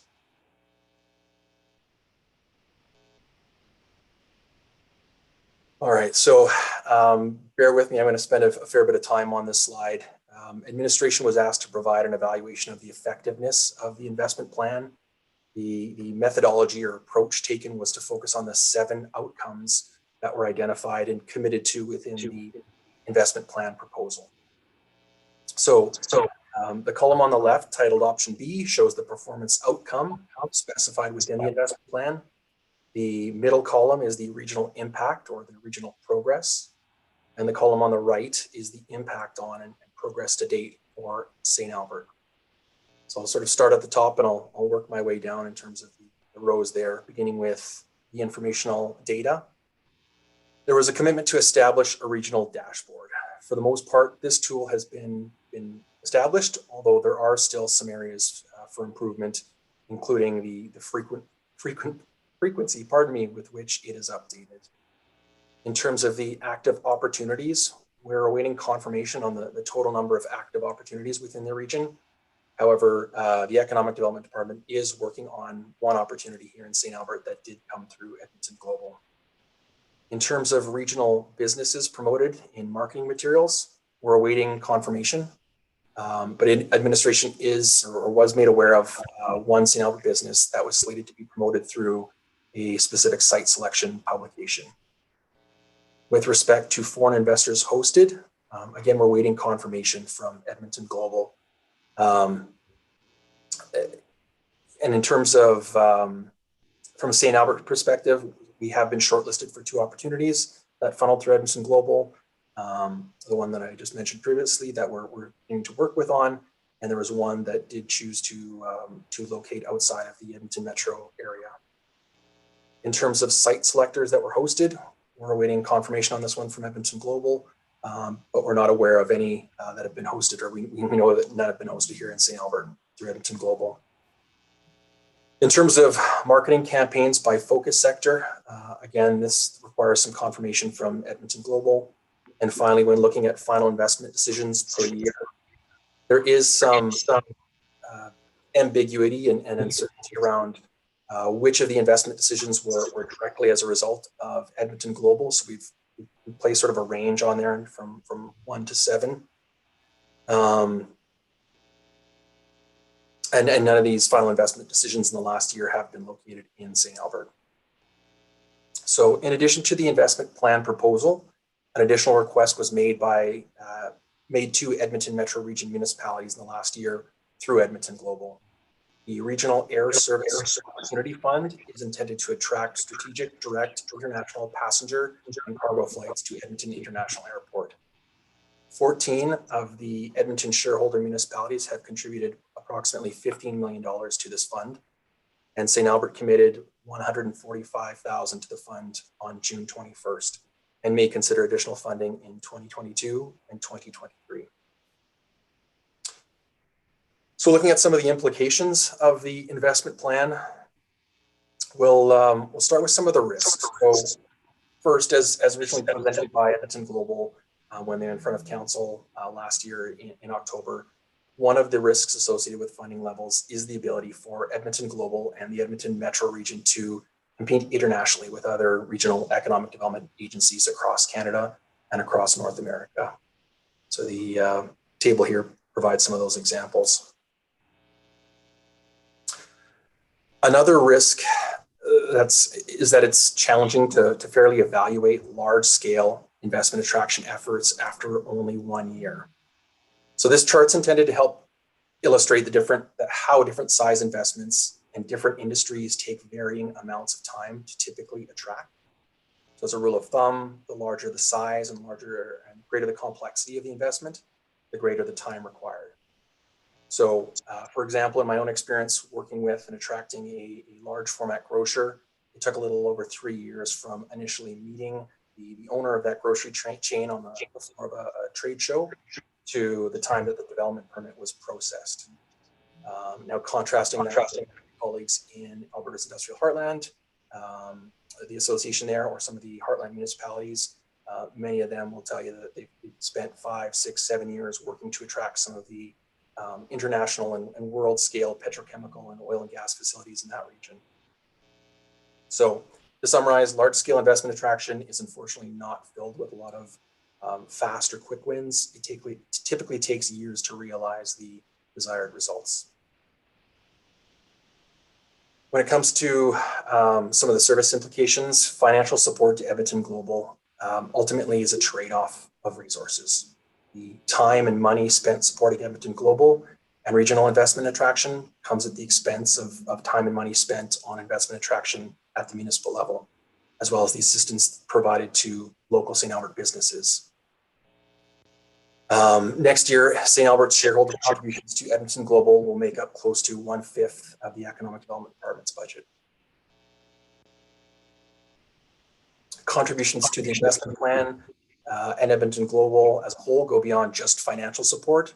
In order to participate fully in Edmonton Global, City Council, or at least the shareholder representative, city's CAO, and several members of administration are required to attend a host of meetings and provide a multitude of different supports, such as local market information and data, coordinating on investment opportunities and site visits, and some of the ongoing reporting and investment sharing with city staff, city council, and other community stakeholders. So the recommendation is simply that the September 13th, 2021 report entitled Edmonton Global Investment Plan Effectiveness Report be received as information.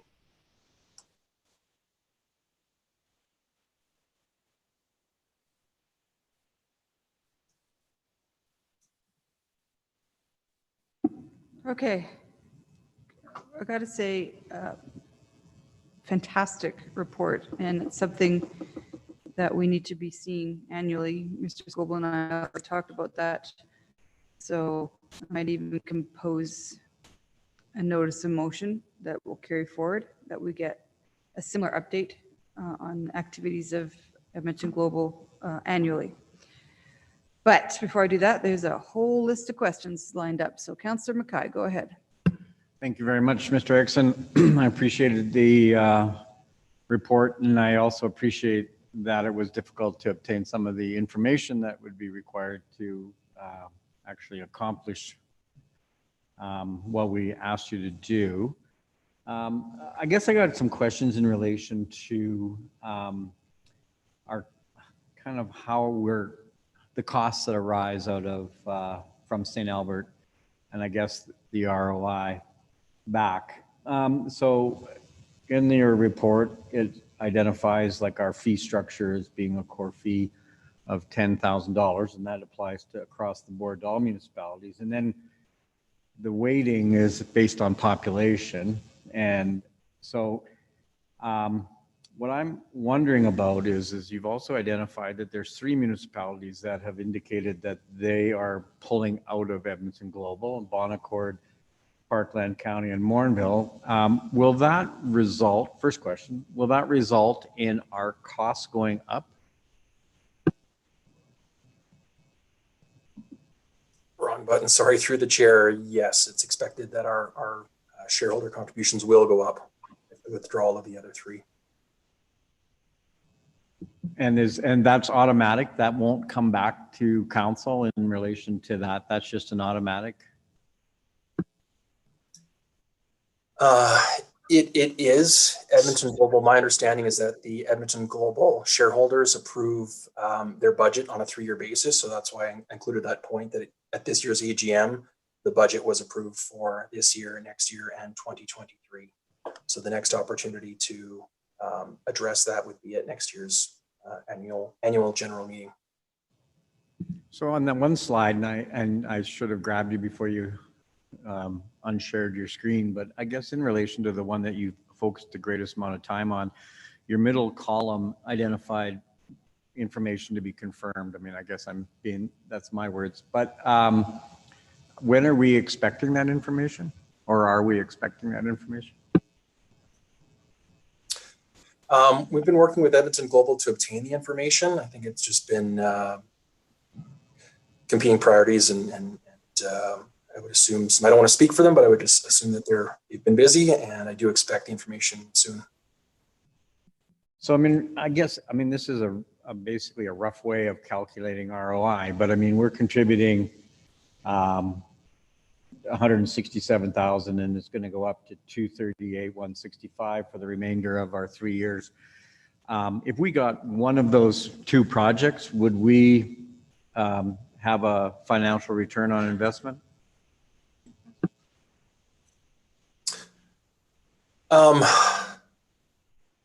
I guess I would say that one of the projects, or one of the opportunities that we are working with Edmonton Global on is significant. We're talking about the range of tens of millions of dollars.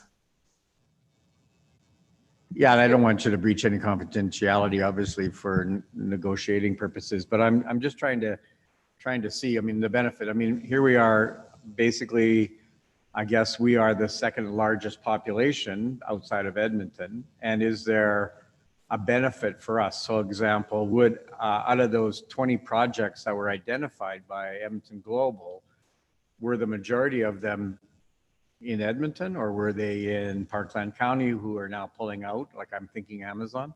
Were they in Leduc County based on their other proximities? So I'm just trying to see if, I'm trying to reconcile this as to, are our contributions going to benefit us even if we score only one of those projects? That's what I'm trying to reconcile.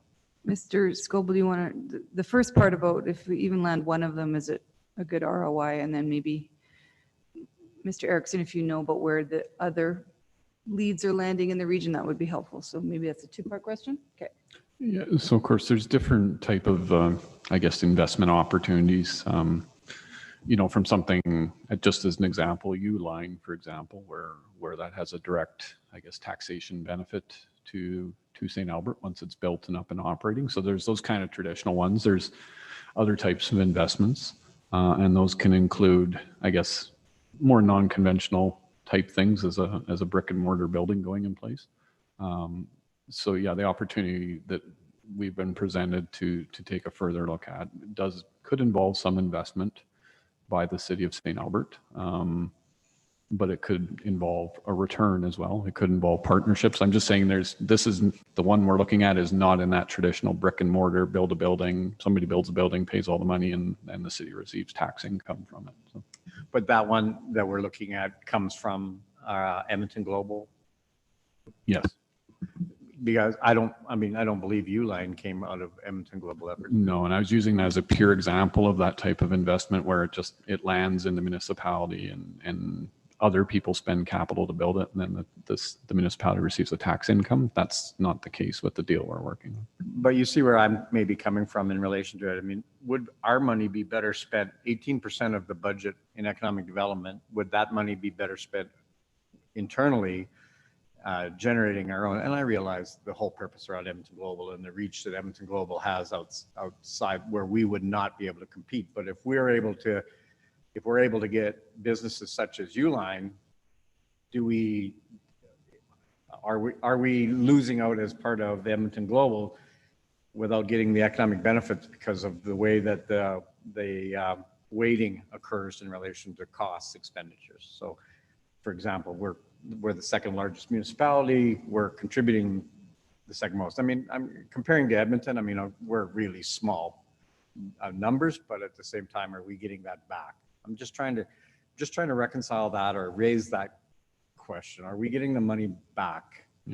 So I think we're actually third. I think Strathcona is ahead of us, but I apologize, but jeepers, I think a few refineries make up a. But I think that's what Mr. Erickson's trying to say with that second last chart he had there is it's probably a little too soon to tell at this point, right? This is really, I mean, incubation of the investment plan and then catalyzing it into real opportunities. I guess the opportunity we've been presented, quite honestly, it's something that someone could have cold called us on, or we could have gone out and found ourselves. So.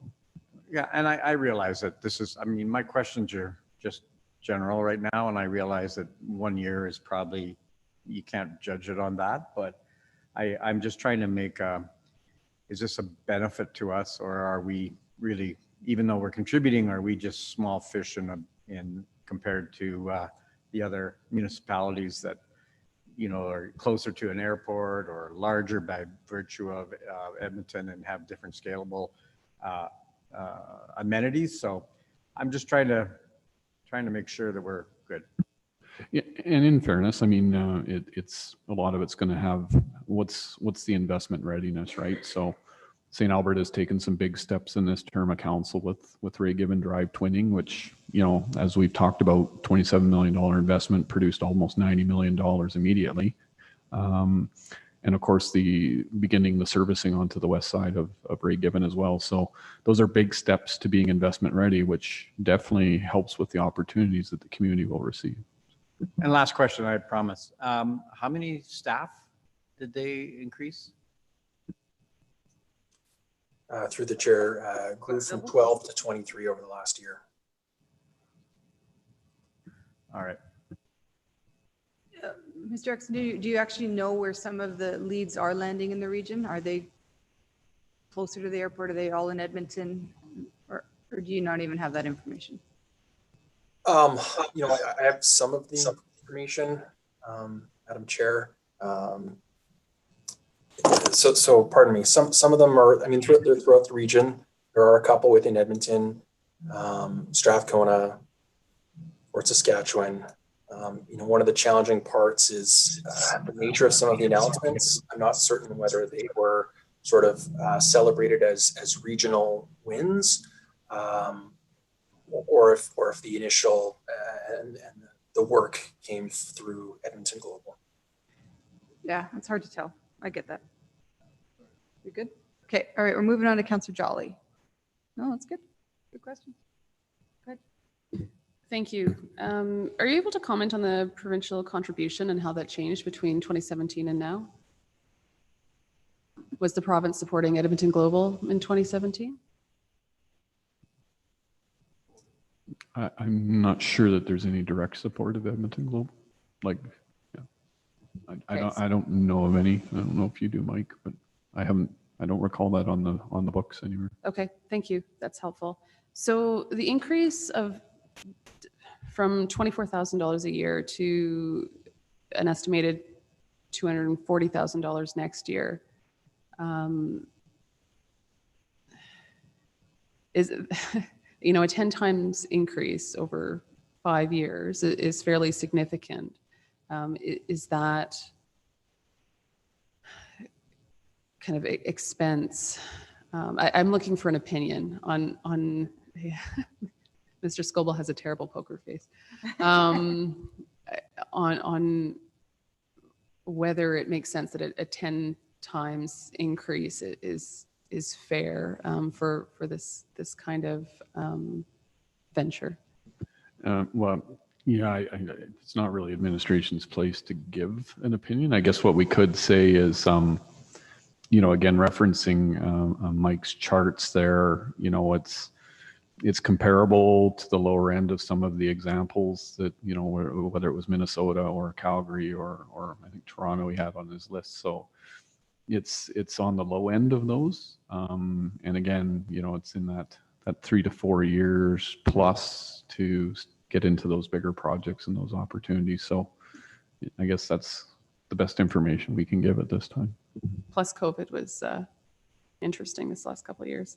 My last question is about kind of the information that we were able to get. So in reading the report, it looked like Edmonton Global wasn't able to kind of respond to our request to information. Am I reading that correctly? Through the chair, yes, just the timing of information communicated just didn't work out for the time of this report and presentation. Okay, and we still haven't received that information from them?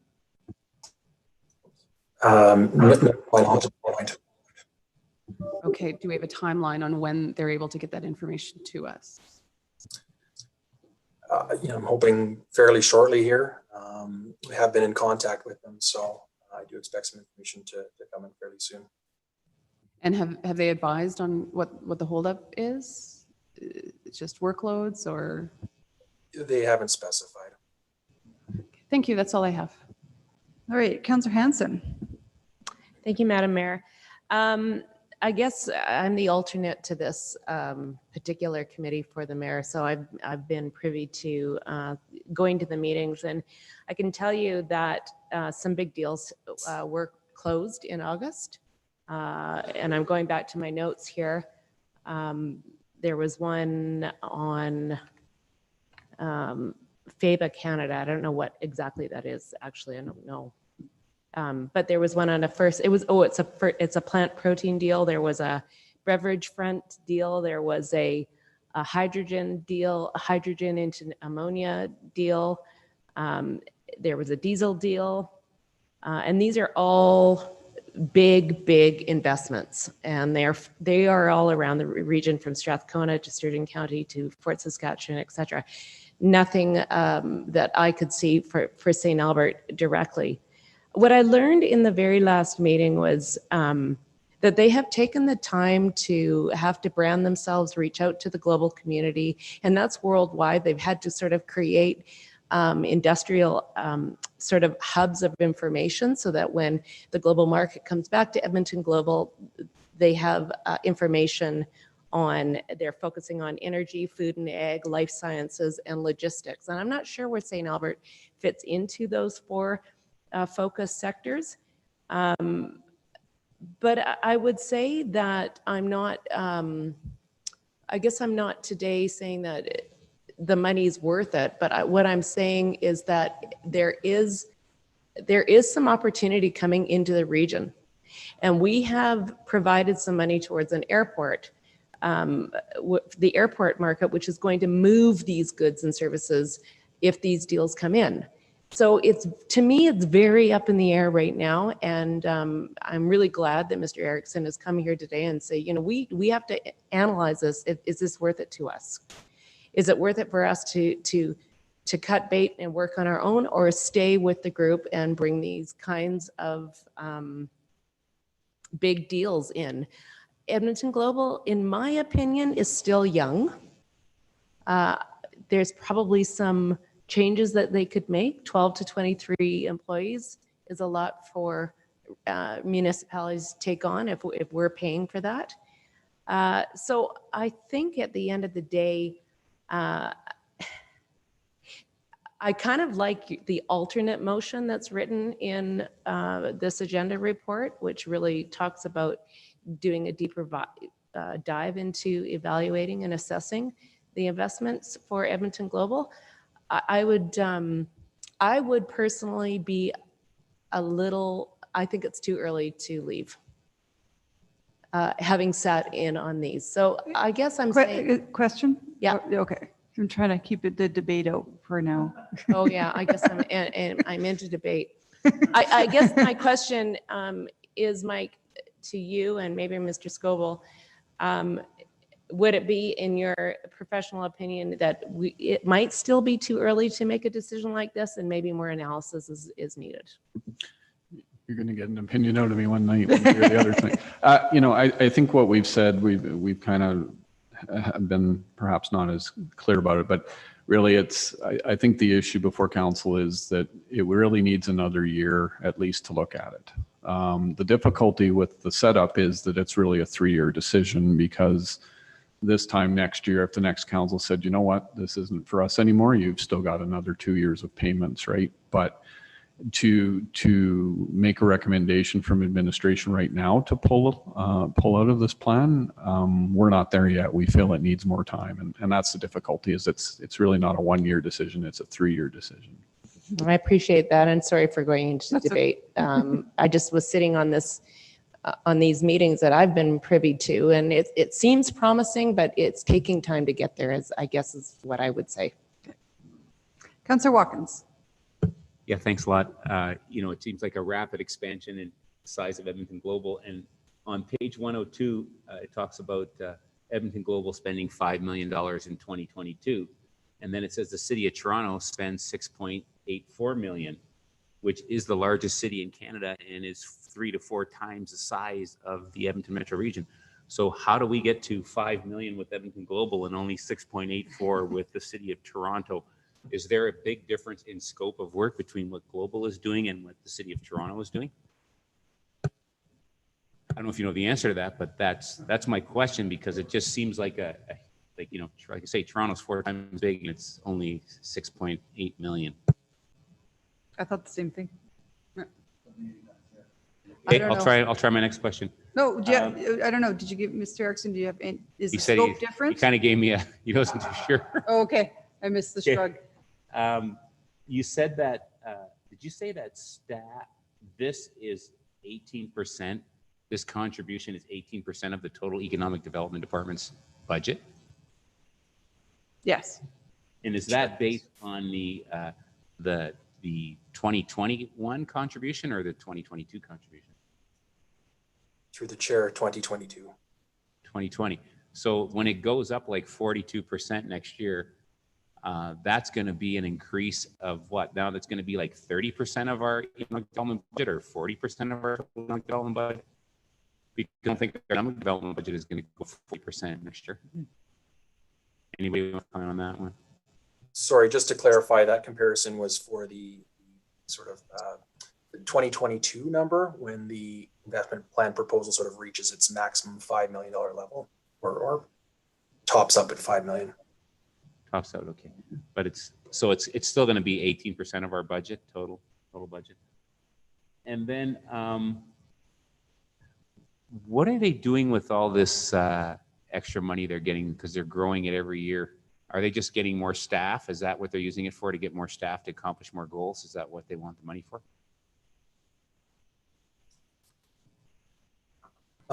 Through the chair, well, they've presented a number of different outcomes. I think it's really increasing the staff as a component of it, but also increasing the missions and their investment traction efforts. A lot of it is around the marketing, trying to increase or improve their data sets and their site selector tools.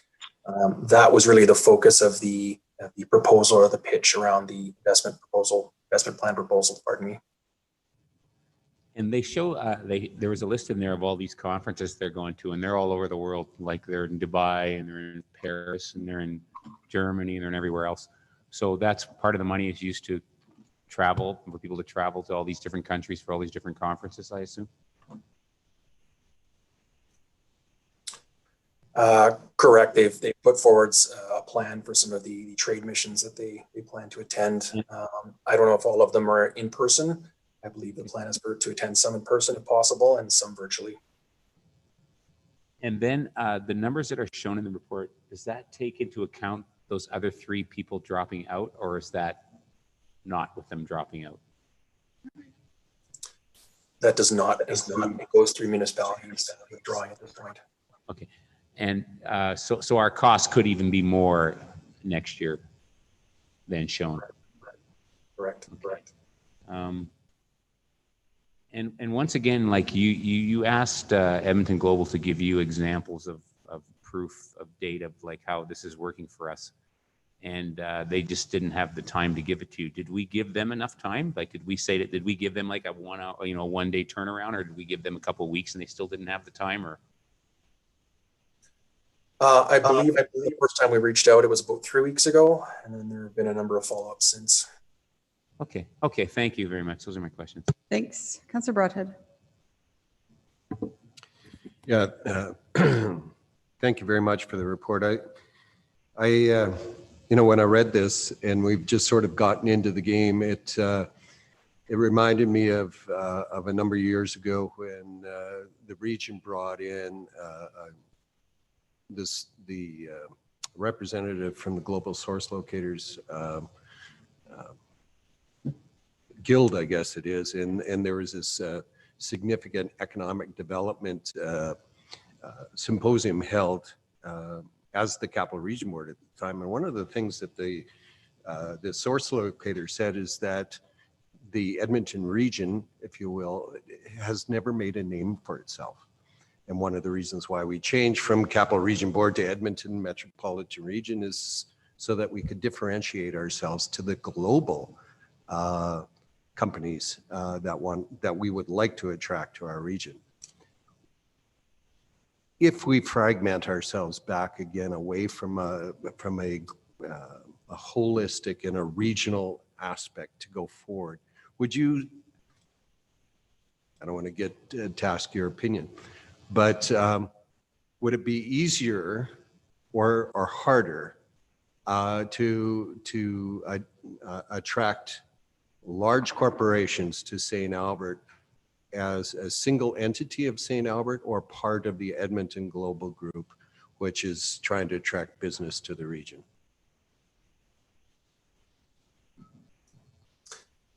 Through the chair, I think I can speak to it theoretically. Regional economic development organizations have demonstrated, success across the world. I provided the list of, investor Toronto Global and I'm trying to think of the name of the group in Minneapolis, St. Paul. They're well established. They're very effective. I heard from the same site select consultants that you mentioned when they were in town a few years ago, and I would agree that it's very challenging for smaller municipalities, less than 1 million people, to really get the attention and exposure that they're looking for, they may want on a large international stage. So that's why it does make sense. That's why you do see these regional entities created to try to market the region effectively.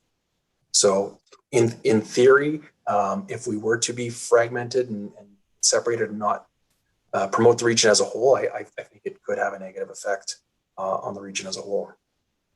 Yeah.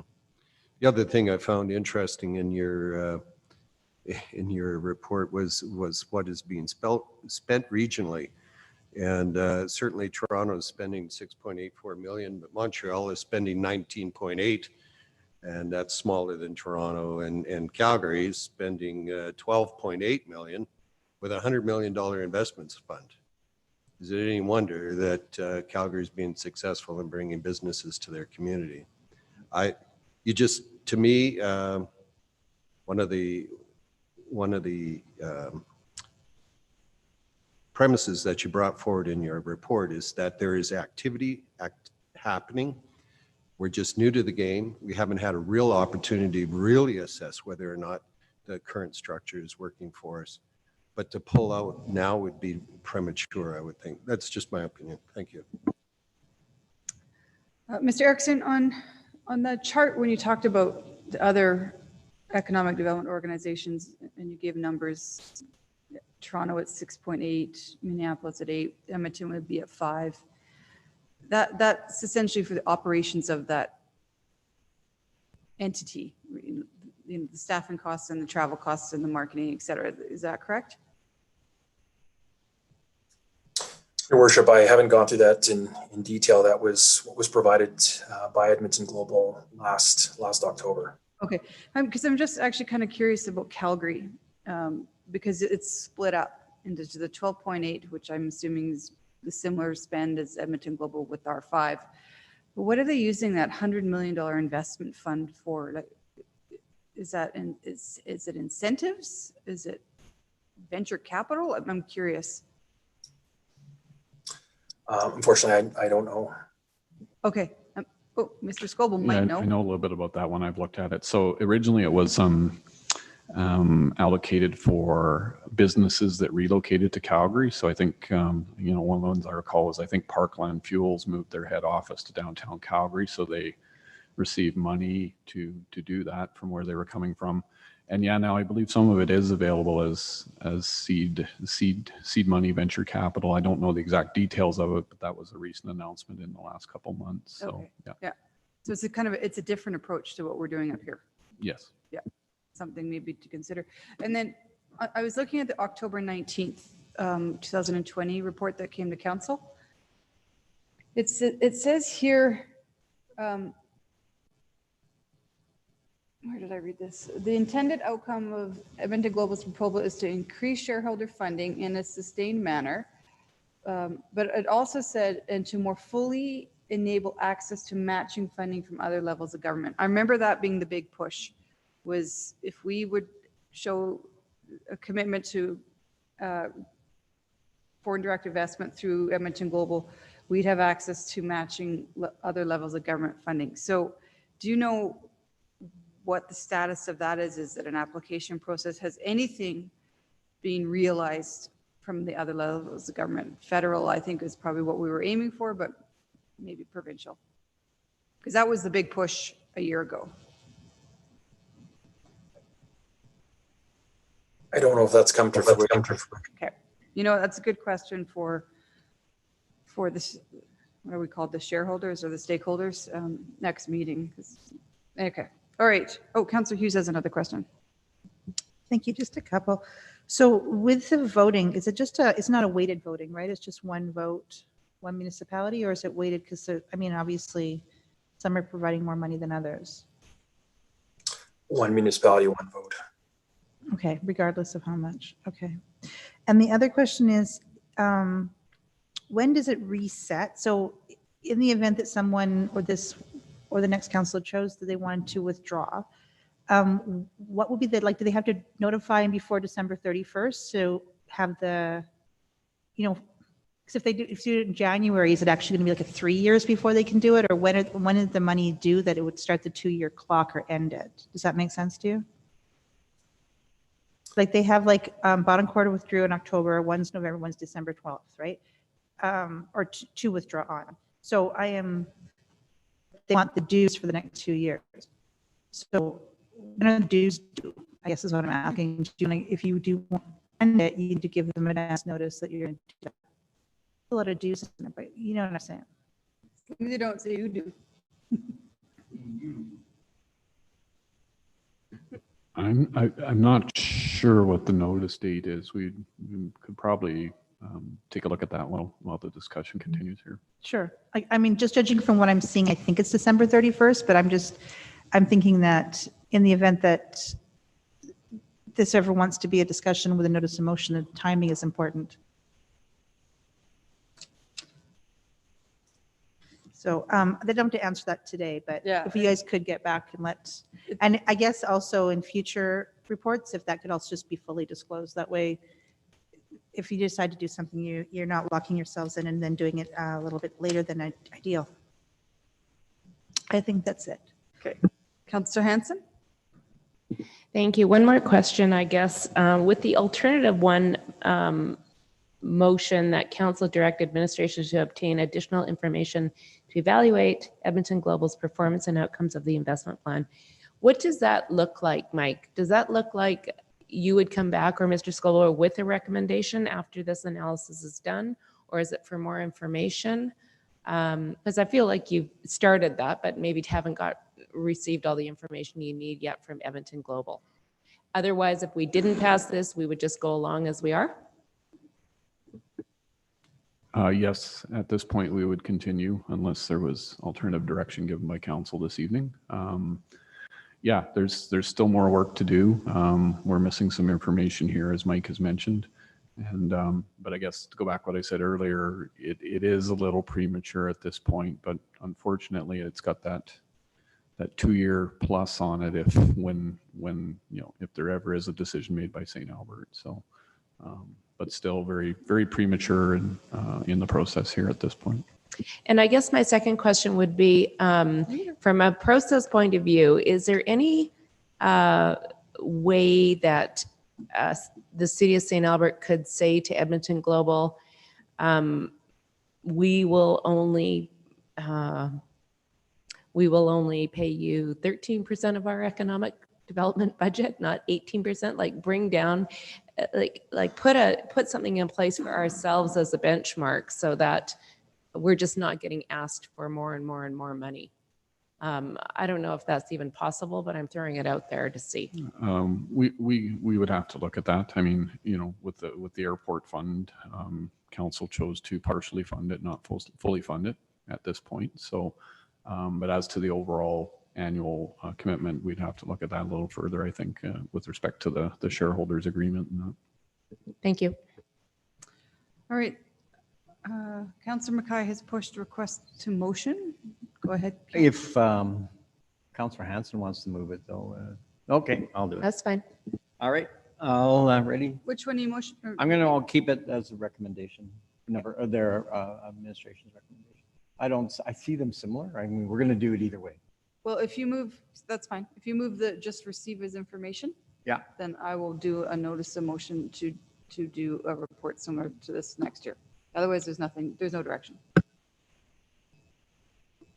And that's what, to me, the alternate okay. motion. Well, so you're saying the alternative motion? That would have been, if I was a councillor, I would have moved.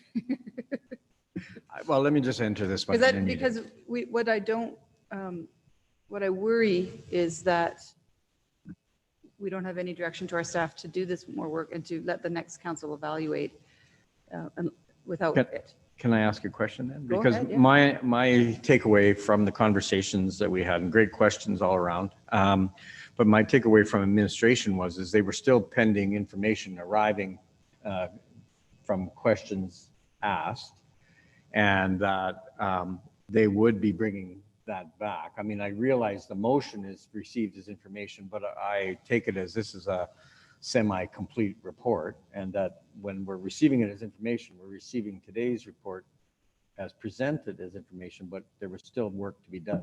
That's why I took it. Is it coming back to us? Is there more coming back to us? Well, at this point, as Mike mentioned, and as shown, that there's still some outstanding information. I guess an alternative could be to bring this back in before year end with updated information. That could be something that could be considered as well. Before year end of 21? Yes. Mike, do you think you're going to get the information you're missing by the end Well, of the year? I would suggest we would take that motion to Global and say, here's what our council has asked for as a shareholder in Edmonton Global. So the modified motion would be sort of like that September 13th, 2021 report entitled Edmonton Global Investment Plan Effectiveness be received as information, and that a further or the completion of the report be returned to council by end of Q4 2021 or December 31st, 2021? Yep, either or. Yep. Well, I'd stay to a date. I guess whatever the date is, that is the last council meeting in December. And how does that tie in with budget? So I believe the last meeting's December 20th. I could be wrong, but I think that's also scheduled for approval of budget that night. So if you wanted to bring it forward on the 7th of December, subject to Ledge correcting me on the actual dates. All right. Tamara, you got that?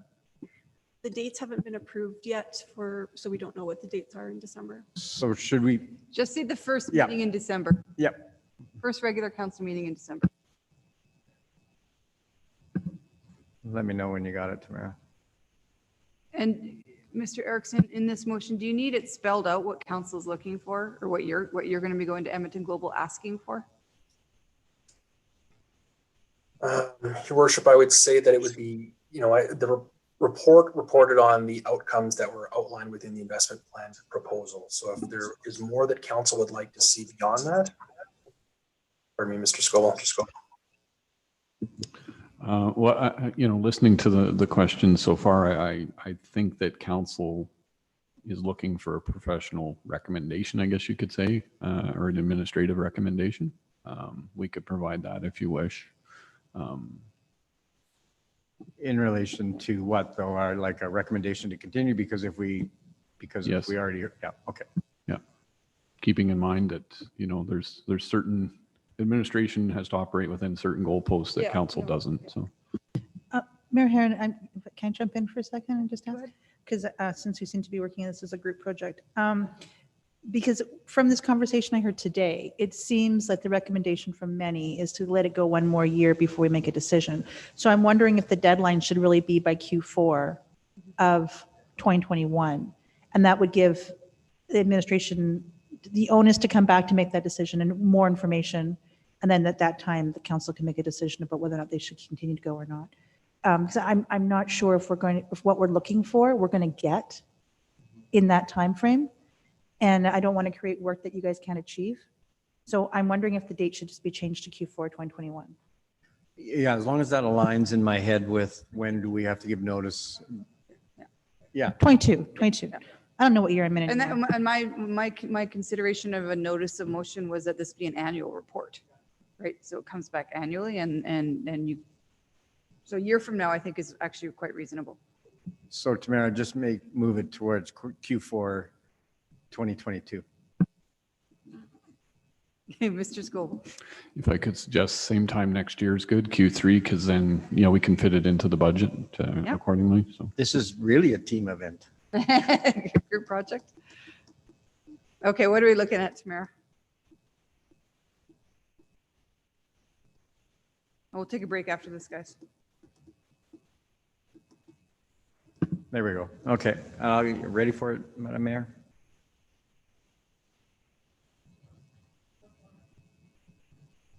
Do you want a completion of the report? No.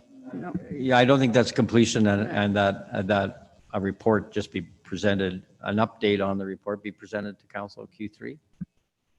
What if you put evaluative report? That's a long word, evaluative report. A what? Like an evaluation report. Okay. Yeah, we can do things. What is that. this one called? Effectiveness report.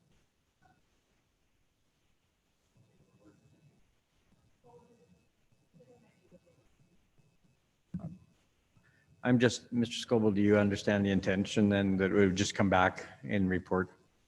Just an update as to an annual report? Yeah. Yep. All right, as long as administration has a clear understanding of what we're doing. So does that meet everybody's, can I read it in? Madam Mayor, still It's staring. an I'm wondering effectiveness if we report, receive, Councillor Mackay, how about this one? Receive it as information. And then another motion says that a similar report be presented to council Q3 annually. Okay. That gives direction. I'm not going to get into wordsmithing around this because similar is, well, are we going to get any information? It's up to you. No, let's do two. So the first one would be received as information, and then a second motion, standalone motion, be that an annual report be come back to council in Q3 2022. Okay. Sorry, Tamara. No, okay.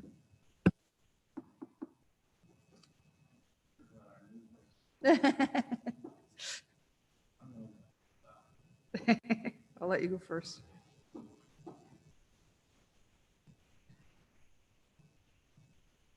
Do you want them separate or together? He wants them separate.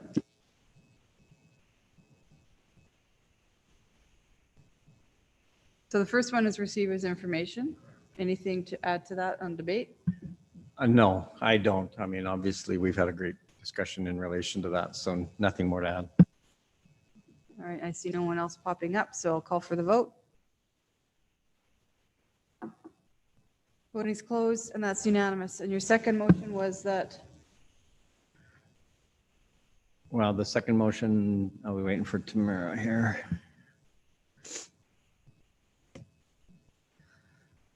Yeah, basically,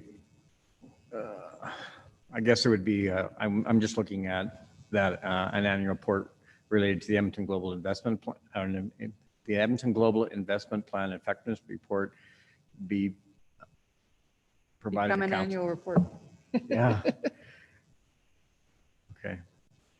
I'm just trying to make sure, I mean, because if you just said that an annual report, I mean, that gets lost as to what we're trying to report on, right? So we're reporting on the Edmonton Global Investment Plan. And so we're asking that an annual report be given on the effectiveness of the Edmonton Global Investment Plan. So,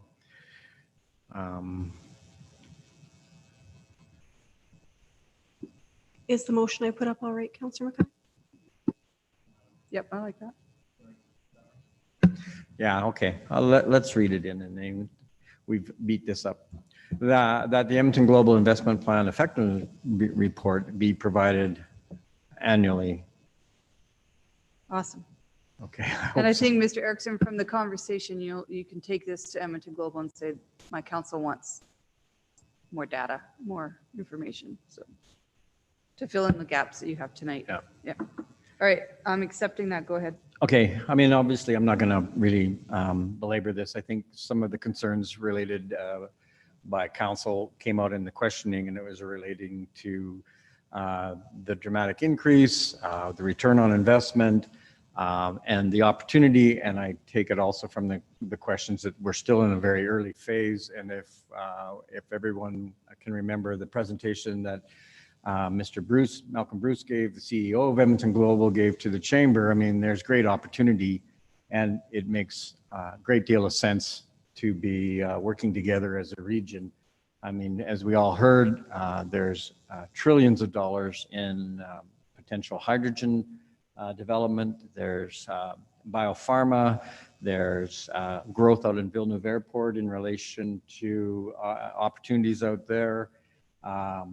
We've seen a dramatic increase in tech development and tech companies starting in the Edmonton region. So, and as Mr. Scoville identified, there's been, we as a municipality have done a great deal of work around being service ready for opportunities. And so I think it's somewhat premature right now, although very reasonable to question, because we have to make sure that we are responsible for the dramatic increase in actual cost to our residents, and that we have to make sure that there is an actual real benefit to our community.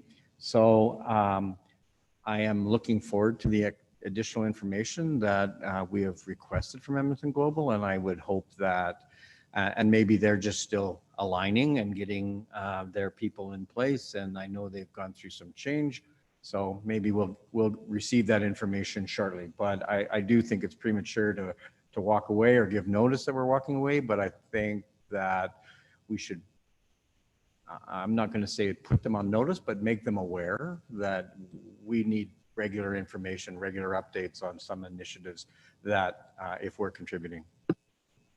Awesome. Councillor Hughes. Yeah, I don't have a problem with getting the updates, and I think we need to. But the one thing that does concern me is just about how much the contributions have gone up and how little control we have over what the final contribution numbers are. And that is one of the drawbacks when you start going into regional boards where your vote is one of many.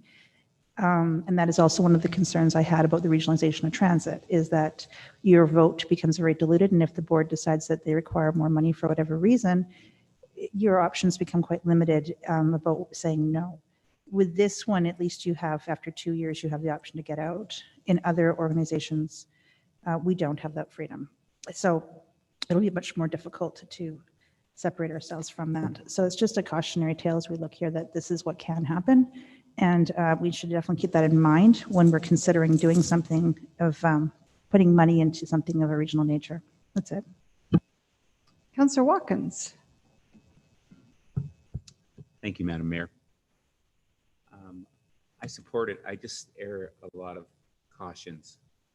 And, you know, if jobs grew as fast at a business in St. Albert as they did at Edmonton Global, I would surely support it because it's doubled in the last year.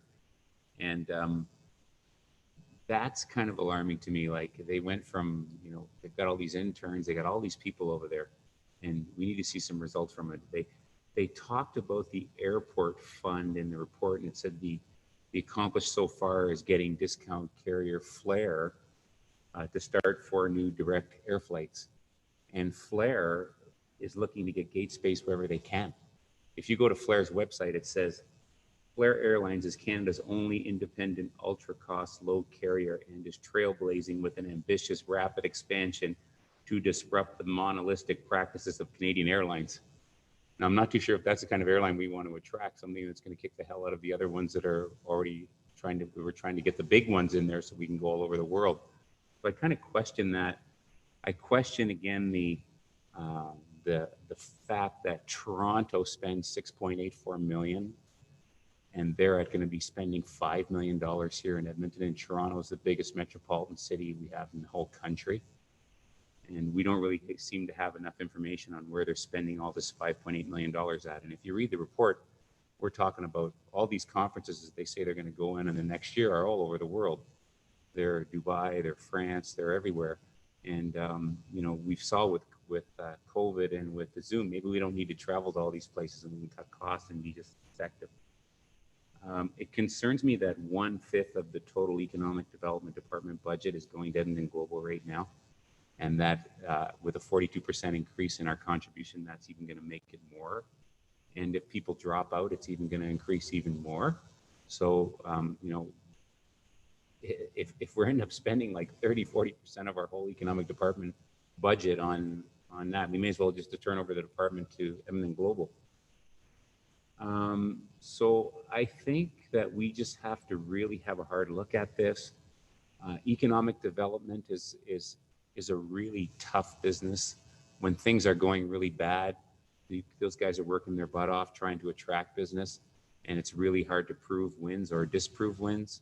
And when things are going really good, you're basically just an order taker sitting back handing out information at that time. So it's kind of a job that's really hard to assess success or failure, because the economy has so much to do with whether you're going to get businesses there or not. And when people are growing and expanding, they're going to come whether you promote them or not.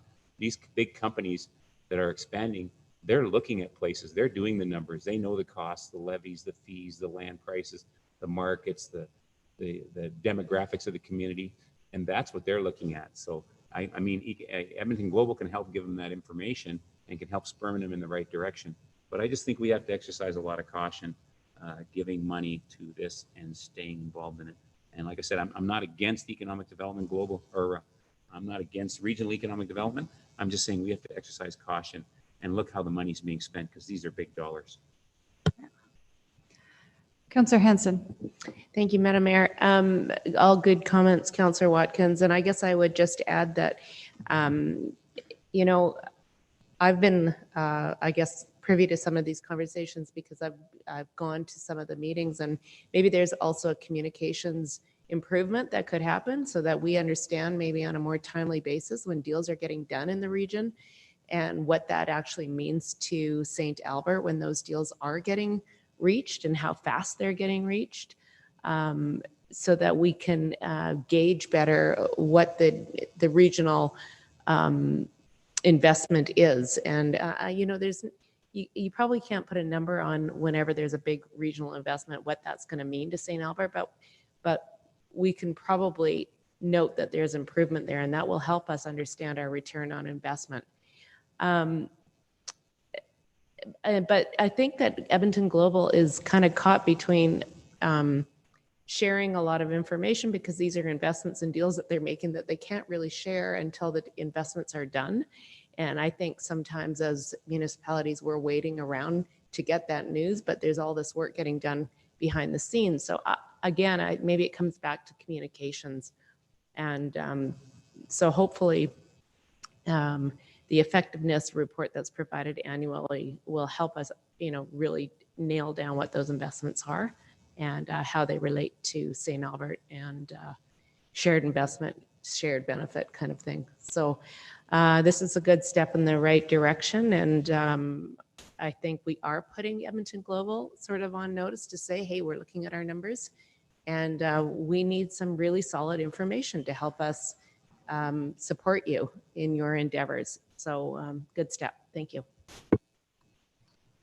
All right, Councillor Mackay to close. Not much more. I think great comments all around the table. I guess maybe just one observation, I would caution that we read too much into the numbers because we really don't know what those numbers are. Like I'm talking about Toronto putting in 6 million. Maybe that's the information we have at this particular time. But also, if you went worldwide and you said name a city or a community in Canada, most people around the world would quickly identify Toronto, Montreal, maybe Vancouver, but they certainly wouldn't identify Edmonton. And I think that's part of Edmonton Global's challenge is you're going to get into that table, you're going to have to buy a big stake, and you need to make yourself known. And there's opportunities, and I think one of the things that should come back in the annual report is if there were growth in the region and outside of obviously large, like I'm not talking an upgrader that's going to take hydrogen because we're not going to put that on the annexed lands anywhere, but maybe there's opportunities to get into servicing, maybe there's opportunities to get into some of the other surrounding kind of service of those types of industries that are being attracted into our region. So I would hope that there would be some sort of a report card on that, and then how can we better ourselves so that we're ready for that investment. So anyways, great comments. I think that's enough. All right, call for the vote. Voting's closed. That passes unanimously. All right, supper's coming at 5, but we'll take a 10-minute break anyway, just because I do too, so go ahead. So back in our chairs at 4:40.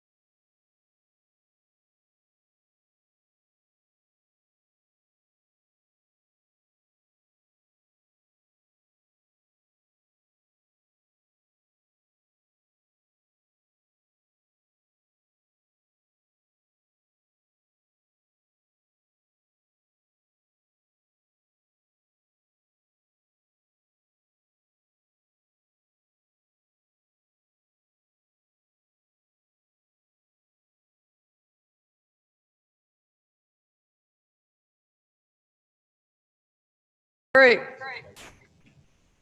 I heard an echo there. Oh, I know. Okay. We're back at it. We have next on the agenda is the calendar changes that we requested last meeting. So I don't know, Stanley, if you want to present anything new. Are you with us? Mayor Heron, I'm here. I'm here. So I don't have a formal presentation ready, but I'll just quickly introduce the calendar. So good afternoon, Mayor and members of council. Just here to introduce the budget calendar for the 2022 budget session from now to the year end. Basically, just to count the budget dates for council and any engagement that that we're proposing. So this is taking into consideration the amendments that Councillor Hughes has told us to bring back forward. So with that, just looking for approval for the calendar. Thanks. You can make the motion, Councillor Hughes.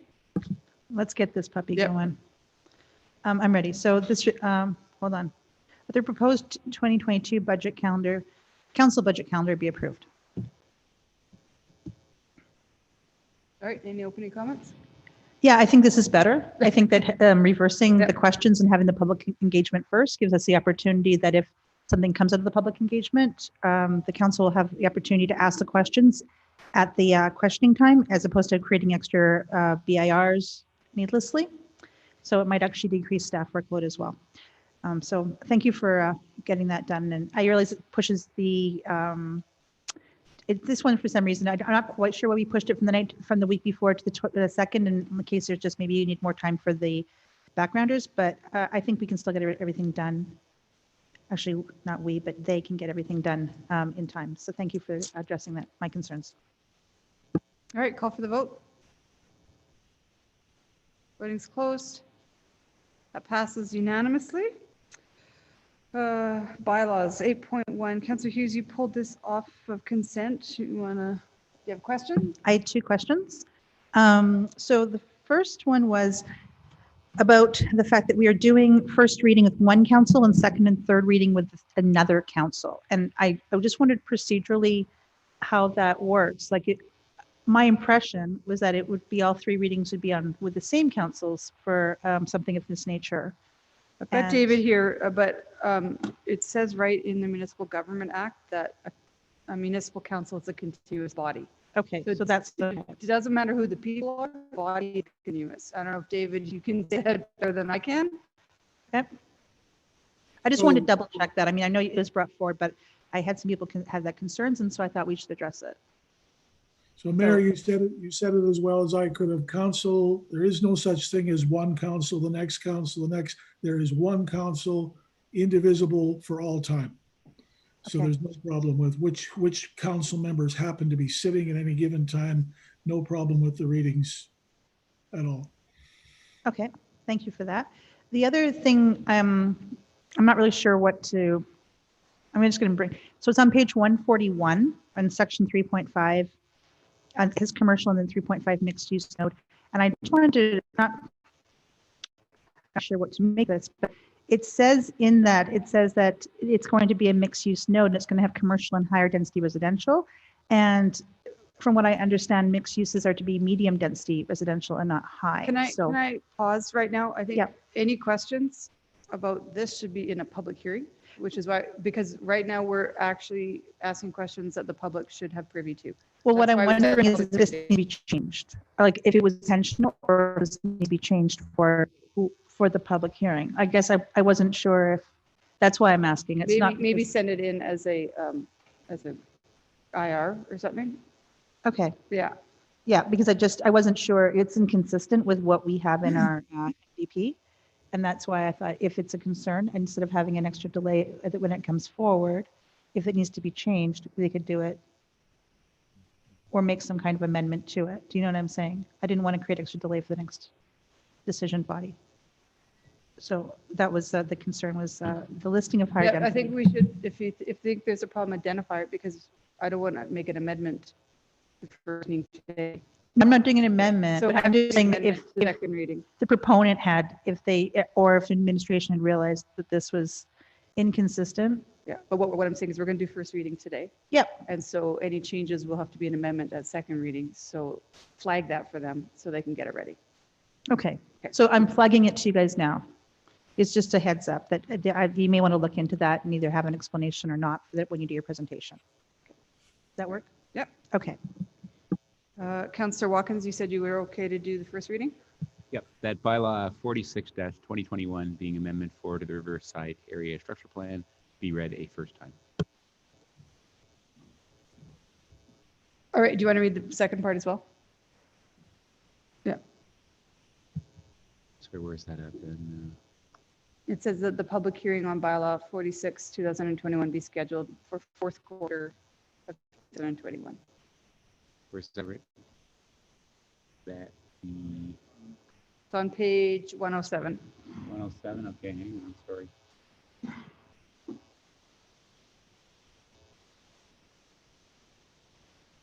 That the public hearing on bylaw 46-2021 be scheduled for fourth quarter of 2021. All right, accept that, go ahead. It's a minor amendment just due to the change in the stormwater pond size. And since they've reduced the size of the stormwater pond, they've added lots in replacement of that. And basically, when you have a project at the area structure plan stage, you've only done preliminary engineering, so your size of your stormwater pond really isn't defined. And then when you get down to detailed engineering, you kind of work those details out. And they found out that they don't need as much surface area on the pond, so they're reducing it by a hectare. All right. Call for the vote. Voting's closed. Motion passes unanimously. Master rates, we've already done first reading, so Stanley, anything to add? Through you, Mayor Herron, nothing to add. All right, any more questions? Seeing none, I see Councillor Broadhead's ready to jump in. Go ahead.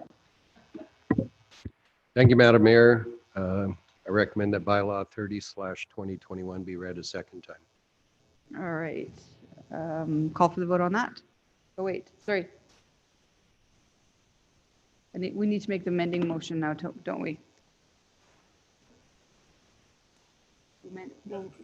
Correct, Madam Mayor. The problem was that the bylaw was given the wrong number, so it's important to make that amending motion now. Okay, go ahead.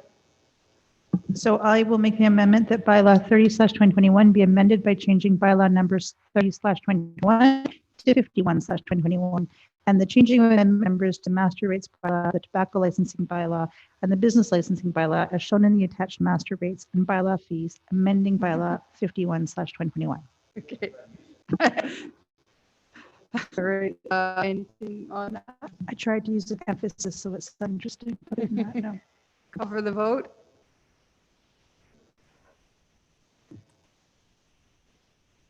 Voting's closed. All right, that motion passes. So back to you, Councillor Broadhead, for second reading as amended. The bylaw 30/2021 be read as amended, be read a second time. Awesome. Call for the vote.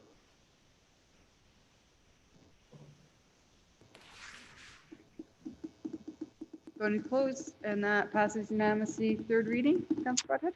That bylaw 51/2021 be read a third time. Awesome. Call for the vote.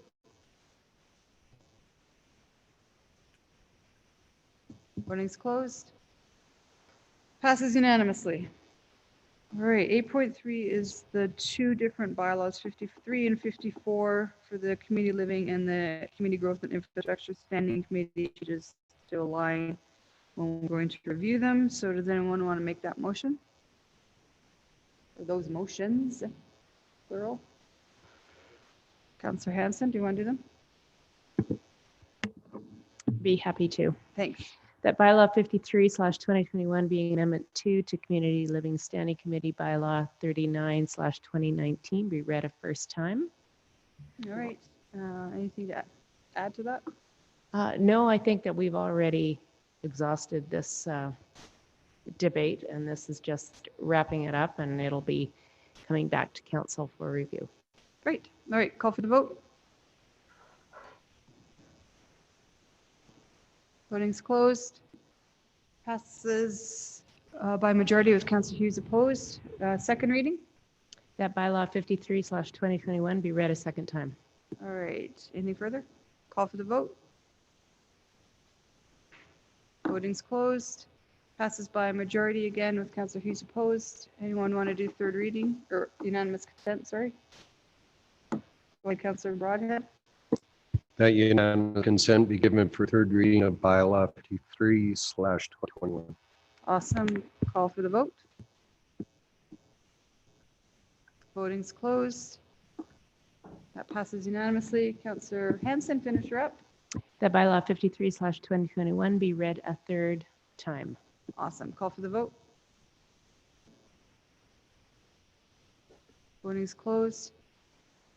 Passes by a majority with Councillor Hughes opposed. All right, the other one, 54. You ready to keep going? Okay. That bylaw 54/2021 being Amendment 2 to Community Growth and Infrastructure Standing Committee bylaw 40/2019 be read a first time. All right. Call for the vote. Voting's closed, and that passes by a majority with Councillor Hughes opposed. Second reading. That bylaw 54/2021 be read a second time. Awesome. Call for the vote. Sorry, voting's closed. Passes by majority with Councillor Hughes opposed. How about you, Councillor Watkins? You ready to do unanimous consent?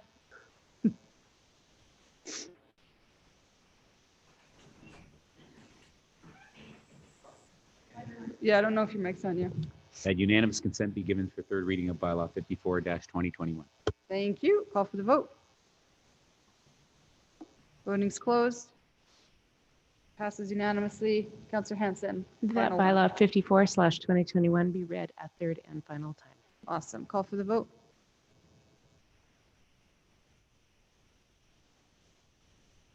Voting's closed. Passes by majority with Councillor Hughes opposed. All right. We're on to emergent items, which we have none. Thank you to Councillor Broadhead for the one update. I just felt guilty not putting it in the last. It's probably something we should evaluate next term if anyone is burdened and has experience. Okay, so we're into section or item 11, which is going to be the time. If anyone wants to say a couple of words on this last council meeting, we can call that as announcements or whatever. So I'll let Councillor Hansen and Councillor Watkins go last because we know for sure you aren't returning. So I don't know, I'll go down the line. Councillor Jolly, do you have anything to say? I tagged everyone except for Councillor Hughes and Councillor Broadhead this morning, but I'll read out what I tweeted this morning. I said that I wanted to thank everyone here for their service and for what I've learned from you over the past years. And that one of the legacies of this council is that we disagreed a lot in ways that were productive, that made our decisions stronger and showed that politics does not have to be us versus them.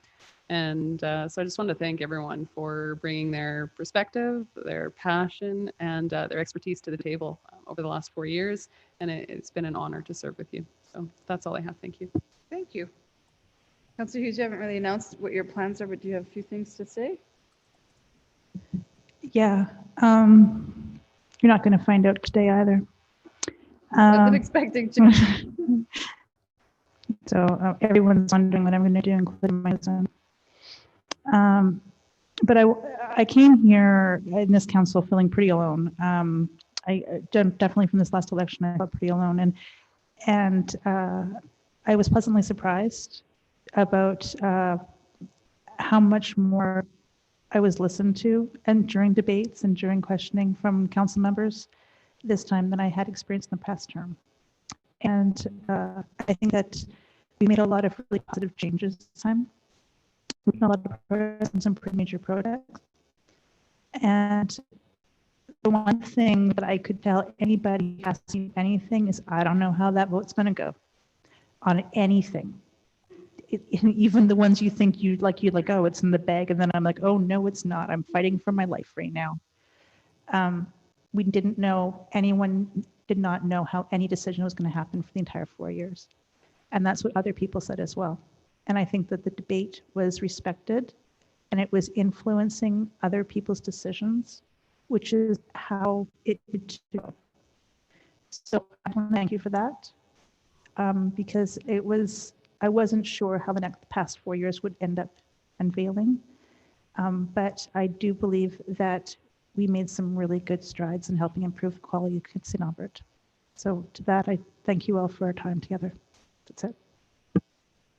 Councillor Mackay. Great comments.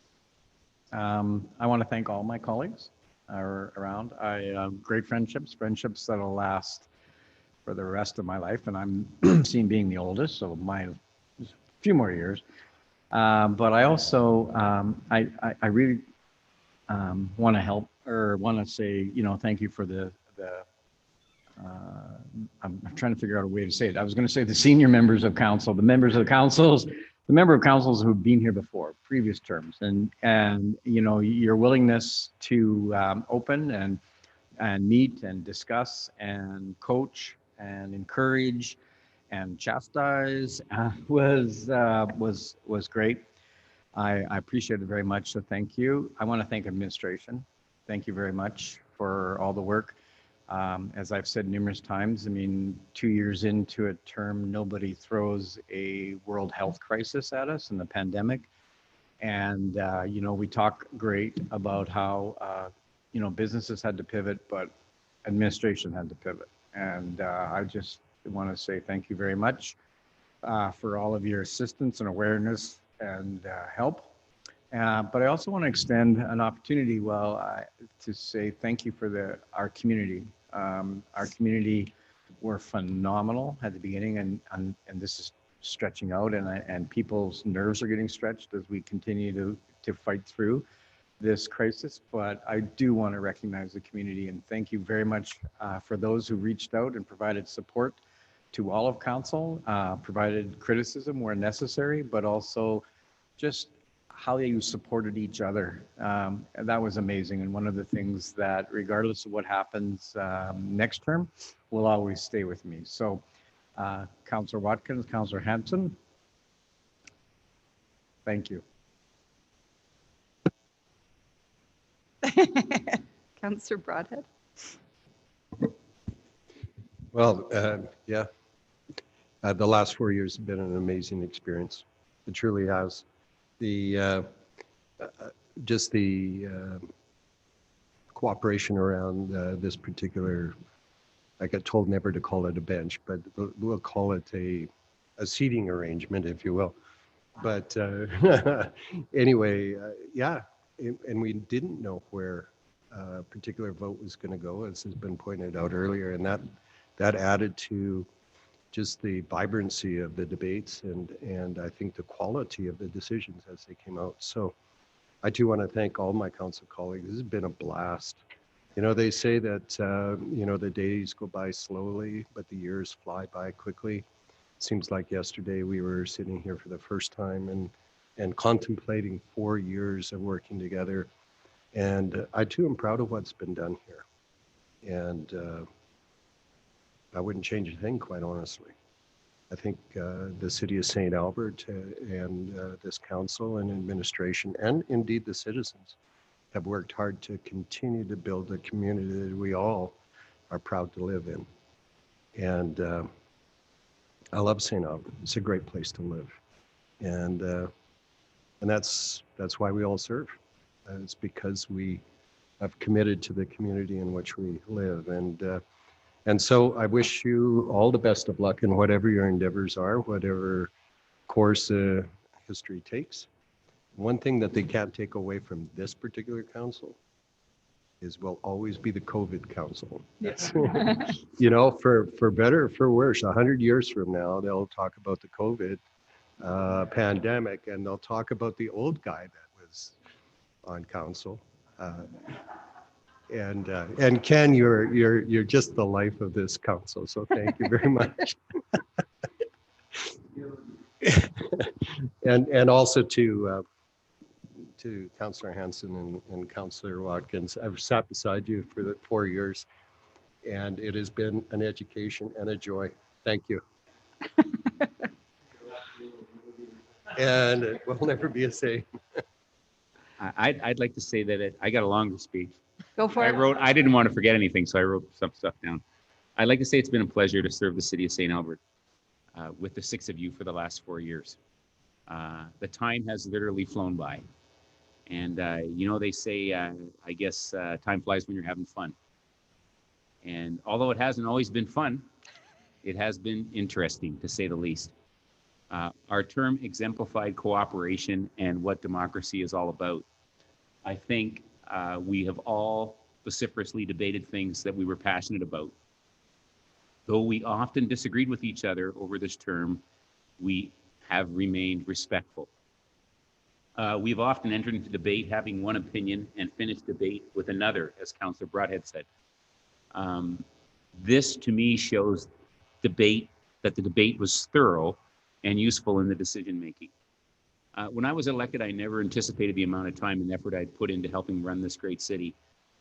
Probably because I never expected to get elected. So I've never even thought about how much time it took, and it took a lot of time. And I know people say that, oh, it doesn't take a lot of time, you guys get paid too much, it's not that hard. This is a 24/7 job, 365. Maybe you're not working regular hours, 9 to 5 every day, but you're on 24/7, 365. I'm proud of my work with the seniors, the youth committee, and with the police committee. I'm proud of the fact that during my term, we acquired, sought public input, designed, and have almost completed the park in the Kingswood neighborhood. Who says government moves slow? So over my term, we got it, we bought it, and it's almost finished. And this is something that the people of Kingswood have lacked for 30 years. And they were stymied by a landowner who tried to control the use of the school site. And this is a council, we came to a decision and we found a way to conquer that.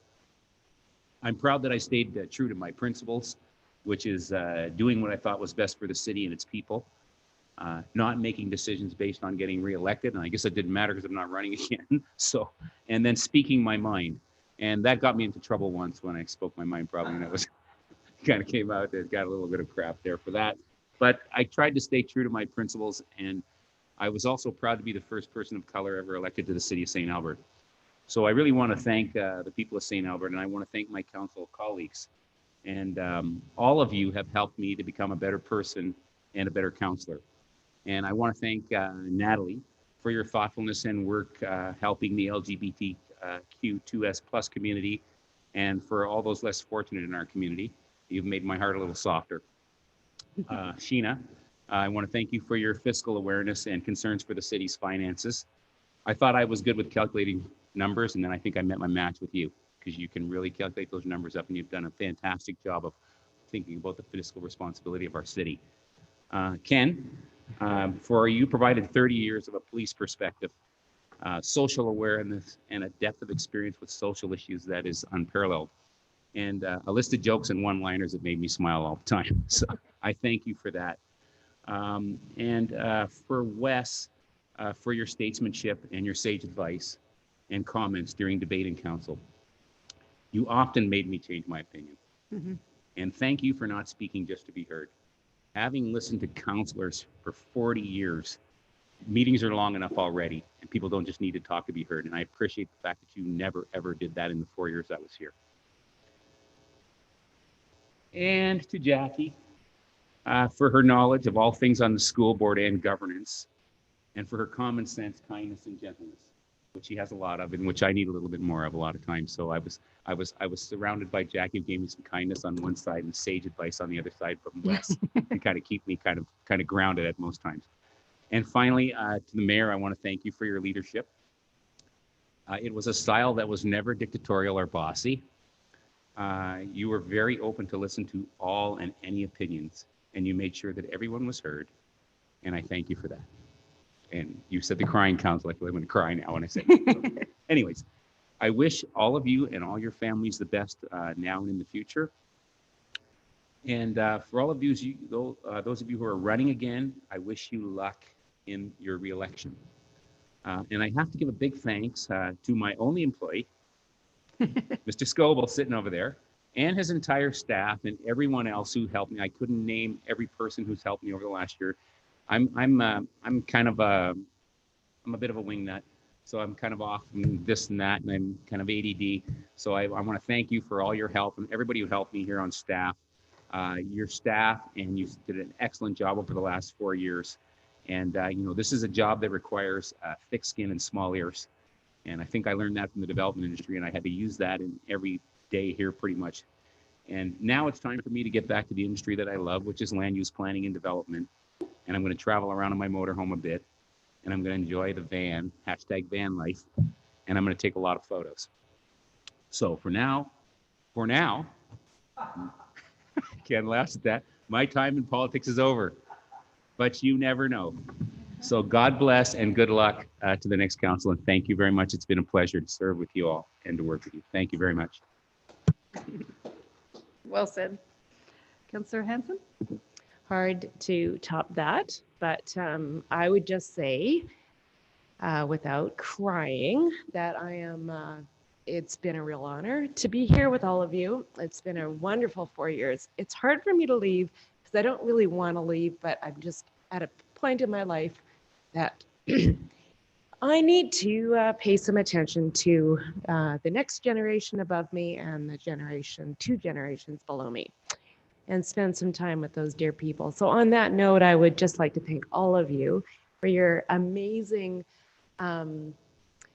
preparedness for all of our meetings, for your perspectives and all of your talents and skills. I think that's one of the best things about this council, is everybody truly is different, and we brought those different perspectives, and it caused one to think, oh, never thought of that, and helps you to put yourself into somebody else's shoes, and that's what this is all about.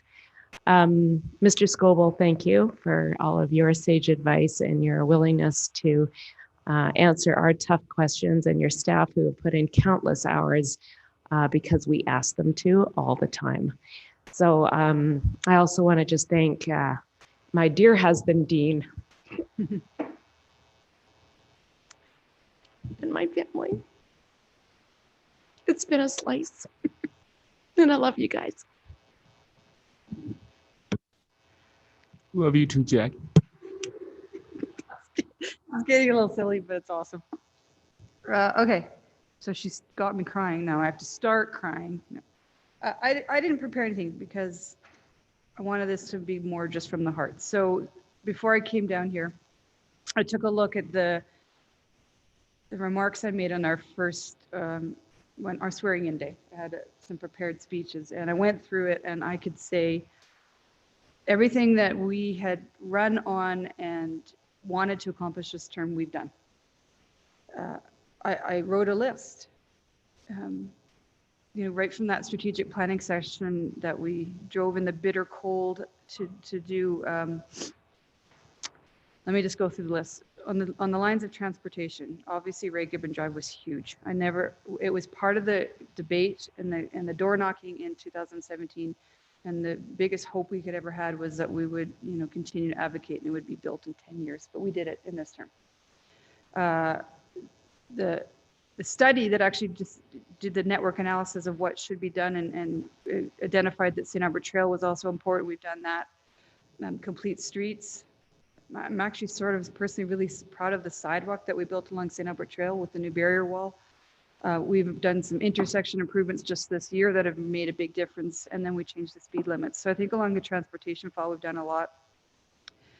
Very, very early on, we changed the land use bylaw to allow for more affordable homes. And then along that lines, Councillor Watkins put that motion to try to use that land in the downtown on St. Thomas Street for affordable housing that we didn't quite tick off this term, but I know we can continue next term. We did an annexation. We did a huge annexation, which is going to set the stage for the future of the next generation. And you already mentioned Kingswood Park. It seems like a small thing, but it's a huge thing because it couldn't, for whatever reason, for 2 terms, we could not get it done, and we got it done this term. Regional transit was another huge milestone for this council, and I don't even think people realize how big that was, but it was fantastic. You know, just off the heels of yesterday with the new flagpoles flying the Treaty 6 and the Métis flags, we've done more than my previous two councils on reconciliation and Indigenous relationships. We have the two flags here. They've been here since day one. And Councillor Hanson said during orientation, well, maybe we should do a smudging and a blessing of chambers for our swearing in. So we did. And it just right from the very beginning, it started. Councillor Watkins, you mentioned Councillor Jolly's push for conversion therapy. We should be very proud. Against for the bylaw, against conversion therapy. Thank you. Leading municipality in Alberta and Canada on that one, and it was amazing. And I remember at the end of last term, Councillor Osborne really was wanting to see how we could get a rainbow crosswalk in front of City Hall, and it was not going to be easy because of some past painting of sidewalk errors. And we didn't think it was worth the political anyway. I walked into Mr. Scoble's office very early on in this term and said, can we have rainbow crosswalk? And he said, consider it done. That's how we did it. That's how we got things done. It was the right thing to do. And of course that crosswalk has been painted annually without a hiccup, and Dean Schick just does it on his own half the time. And it's just, these are the things that make a difference in a city. This council held our very first council barbecue with the staff, or with residents. Of course, COVID killed that initiative, but I hope to see that continue. You know, on the regional level, the collaborative economic development is going to set the stage for the future. We've got new committees with the seniors and the youth committee, and the policing committee seems to be working. On a personal note, I'm kind of proud of the fact that extended producer responsibility is going to be introduced into Alberta in the next legislative sitting. New fire hall, NACI the transit center. We opened up some new pickleball courts. We played Spruce Grove in pickleball. And we did all this in the middle of a pandemic. So, and I'd also add, we did this with really low tax increases, very significantly low tax increases. So we accomplished a lot, and I'm just so proud to be part of it. When Nolan was the only mayor I ever knew, and he was, I guess, a mentor. But I knew when I was elected that I wanted to be a different kind of mayor, and I wanted to make it my own. And my goal, obviously, was to take the personal issues out of the votes and make them, the right votes, and just leave personalities aside. And that leads to the collaboration that we've seen this term. We heard it at the doors, and we achieved it. We worked well together. Individually, Councillor Hughes, you had me crying. The day or two after the election, I ran into you in the stairwell. You were not happy with the results of the election. You were very upset. And I worried that you wouldn't finish the term. But to hear the words you just said, I've tried, we've tried to listen and vote. And so instead of supporting me on a vote, it's supporting the motion, not the person. So we've moved the needle, and for those of us who've lived through I don't want to say the horror, but it was a hard term last term. There's a difference, there's a tone. Anyway, sorry.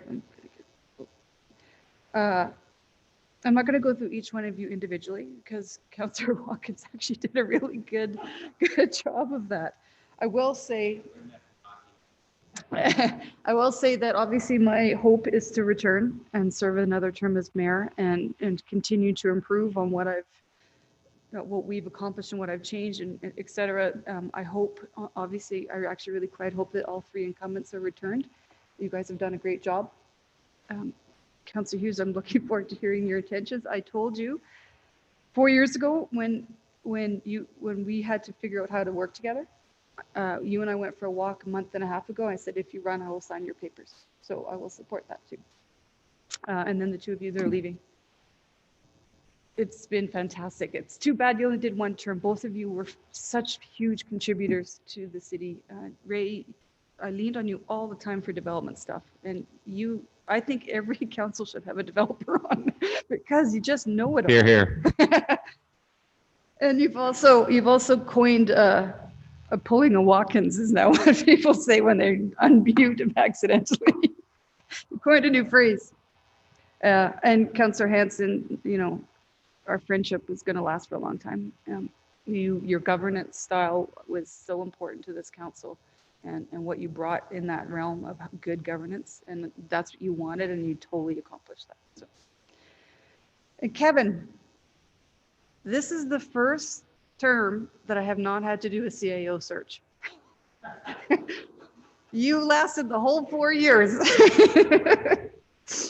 And I've joked with you about that before, but you have that list of projects that I listed.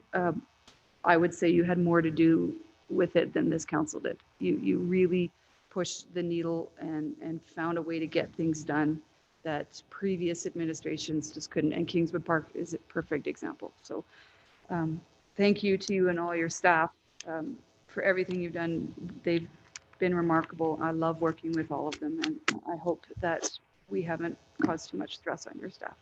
So with that, dinner's here. I did ask Mr. Scoble, was there any notices, motions before we go? No, there isn't, Madam Mayor, but I just want to, I've had this in my desk for 4 years. I just have to point it at something. Actually, after all that nice stuff, I do have to say one thing. I have to read in an information request.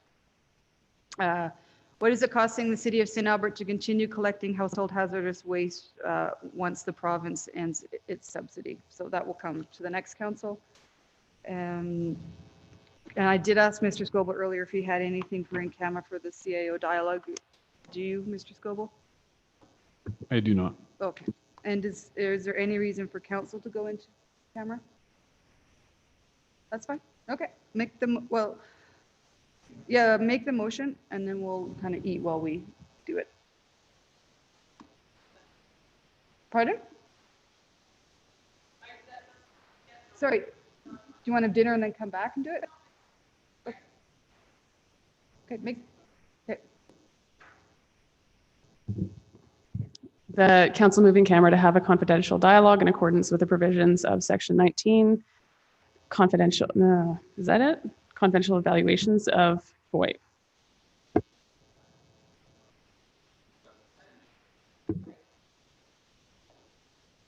I've just never seen that particular motion. If that's correct, I'm happy with it.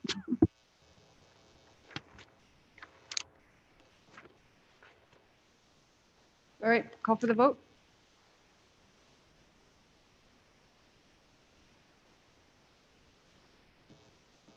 Motion passes unanimously. So we can grab dinner. Unfortunately, Kevin and Carrie won't be able to have dinner with us because we're in camera.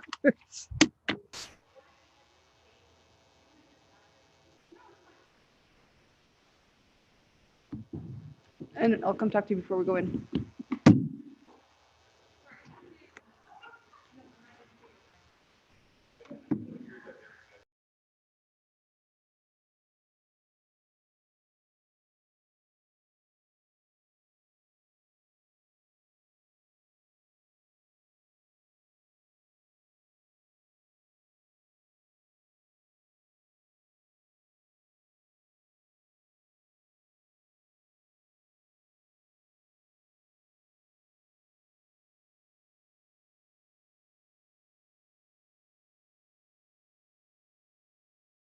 In camera for CA council dialogue, which we don't require. Okay. So I'm prepared to do a motion to come out of in camera. Real quick. Okay.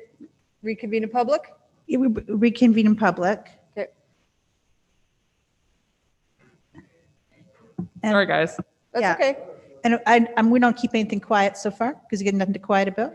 And then I'm prepared to do a motion that we go back in camera for section 24 of FOIP, which I believe is advice from officials. Yes. Correct. Thank you. Okay, so is it unanimous to go reconvene? And Does then somebody want to move the hush hush motion as well? There's There's nothing to we didn't talk hush. anything. All right, and then, okay, so we're all in favor to go in for section 24? Okay, CO dialogue. Okay.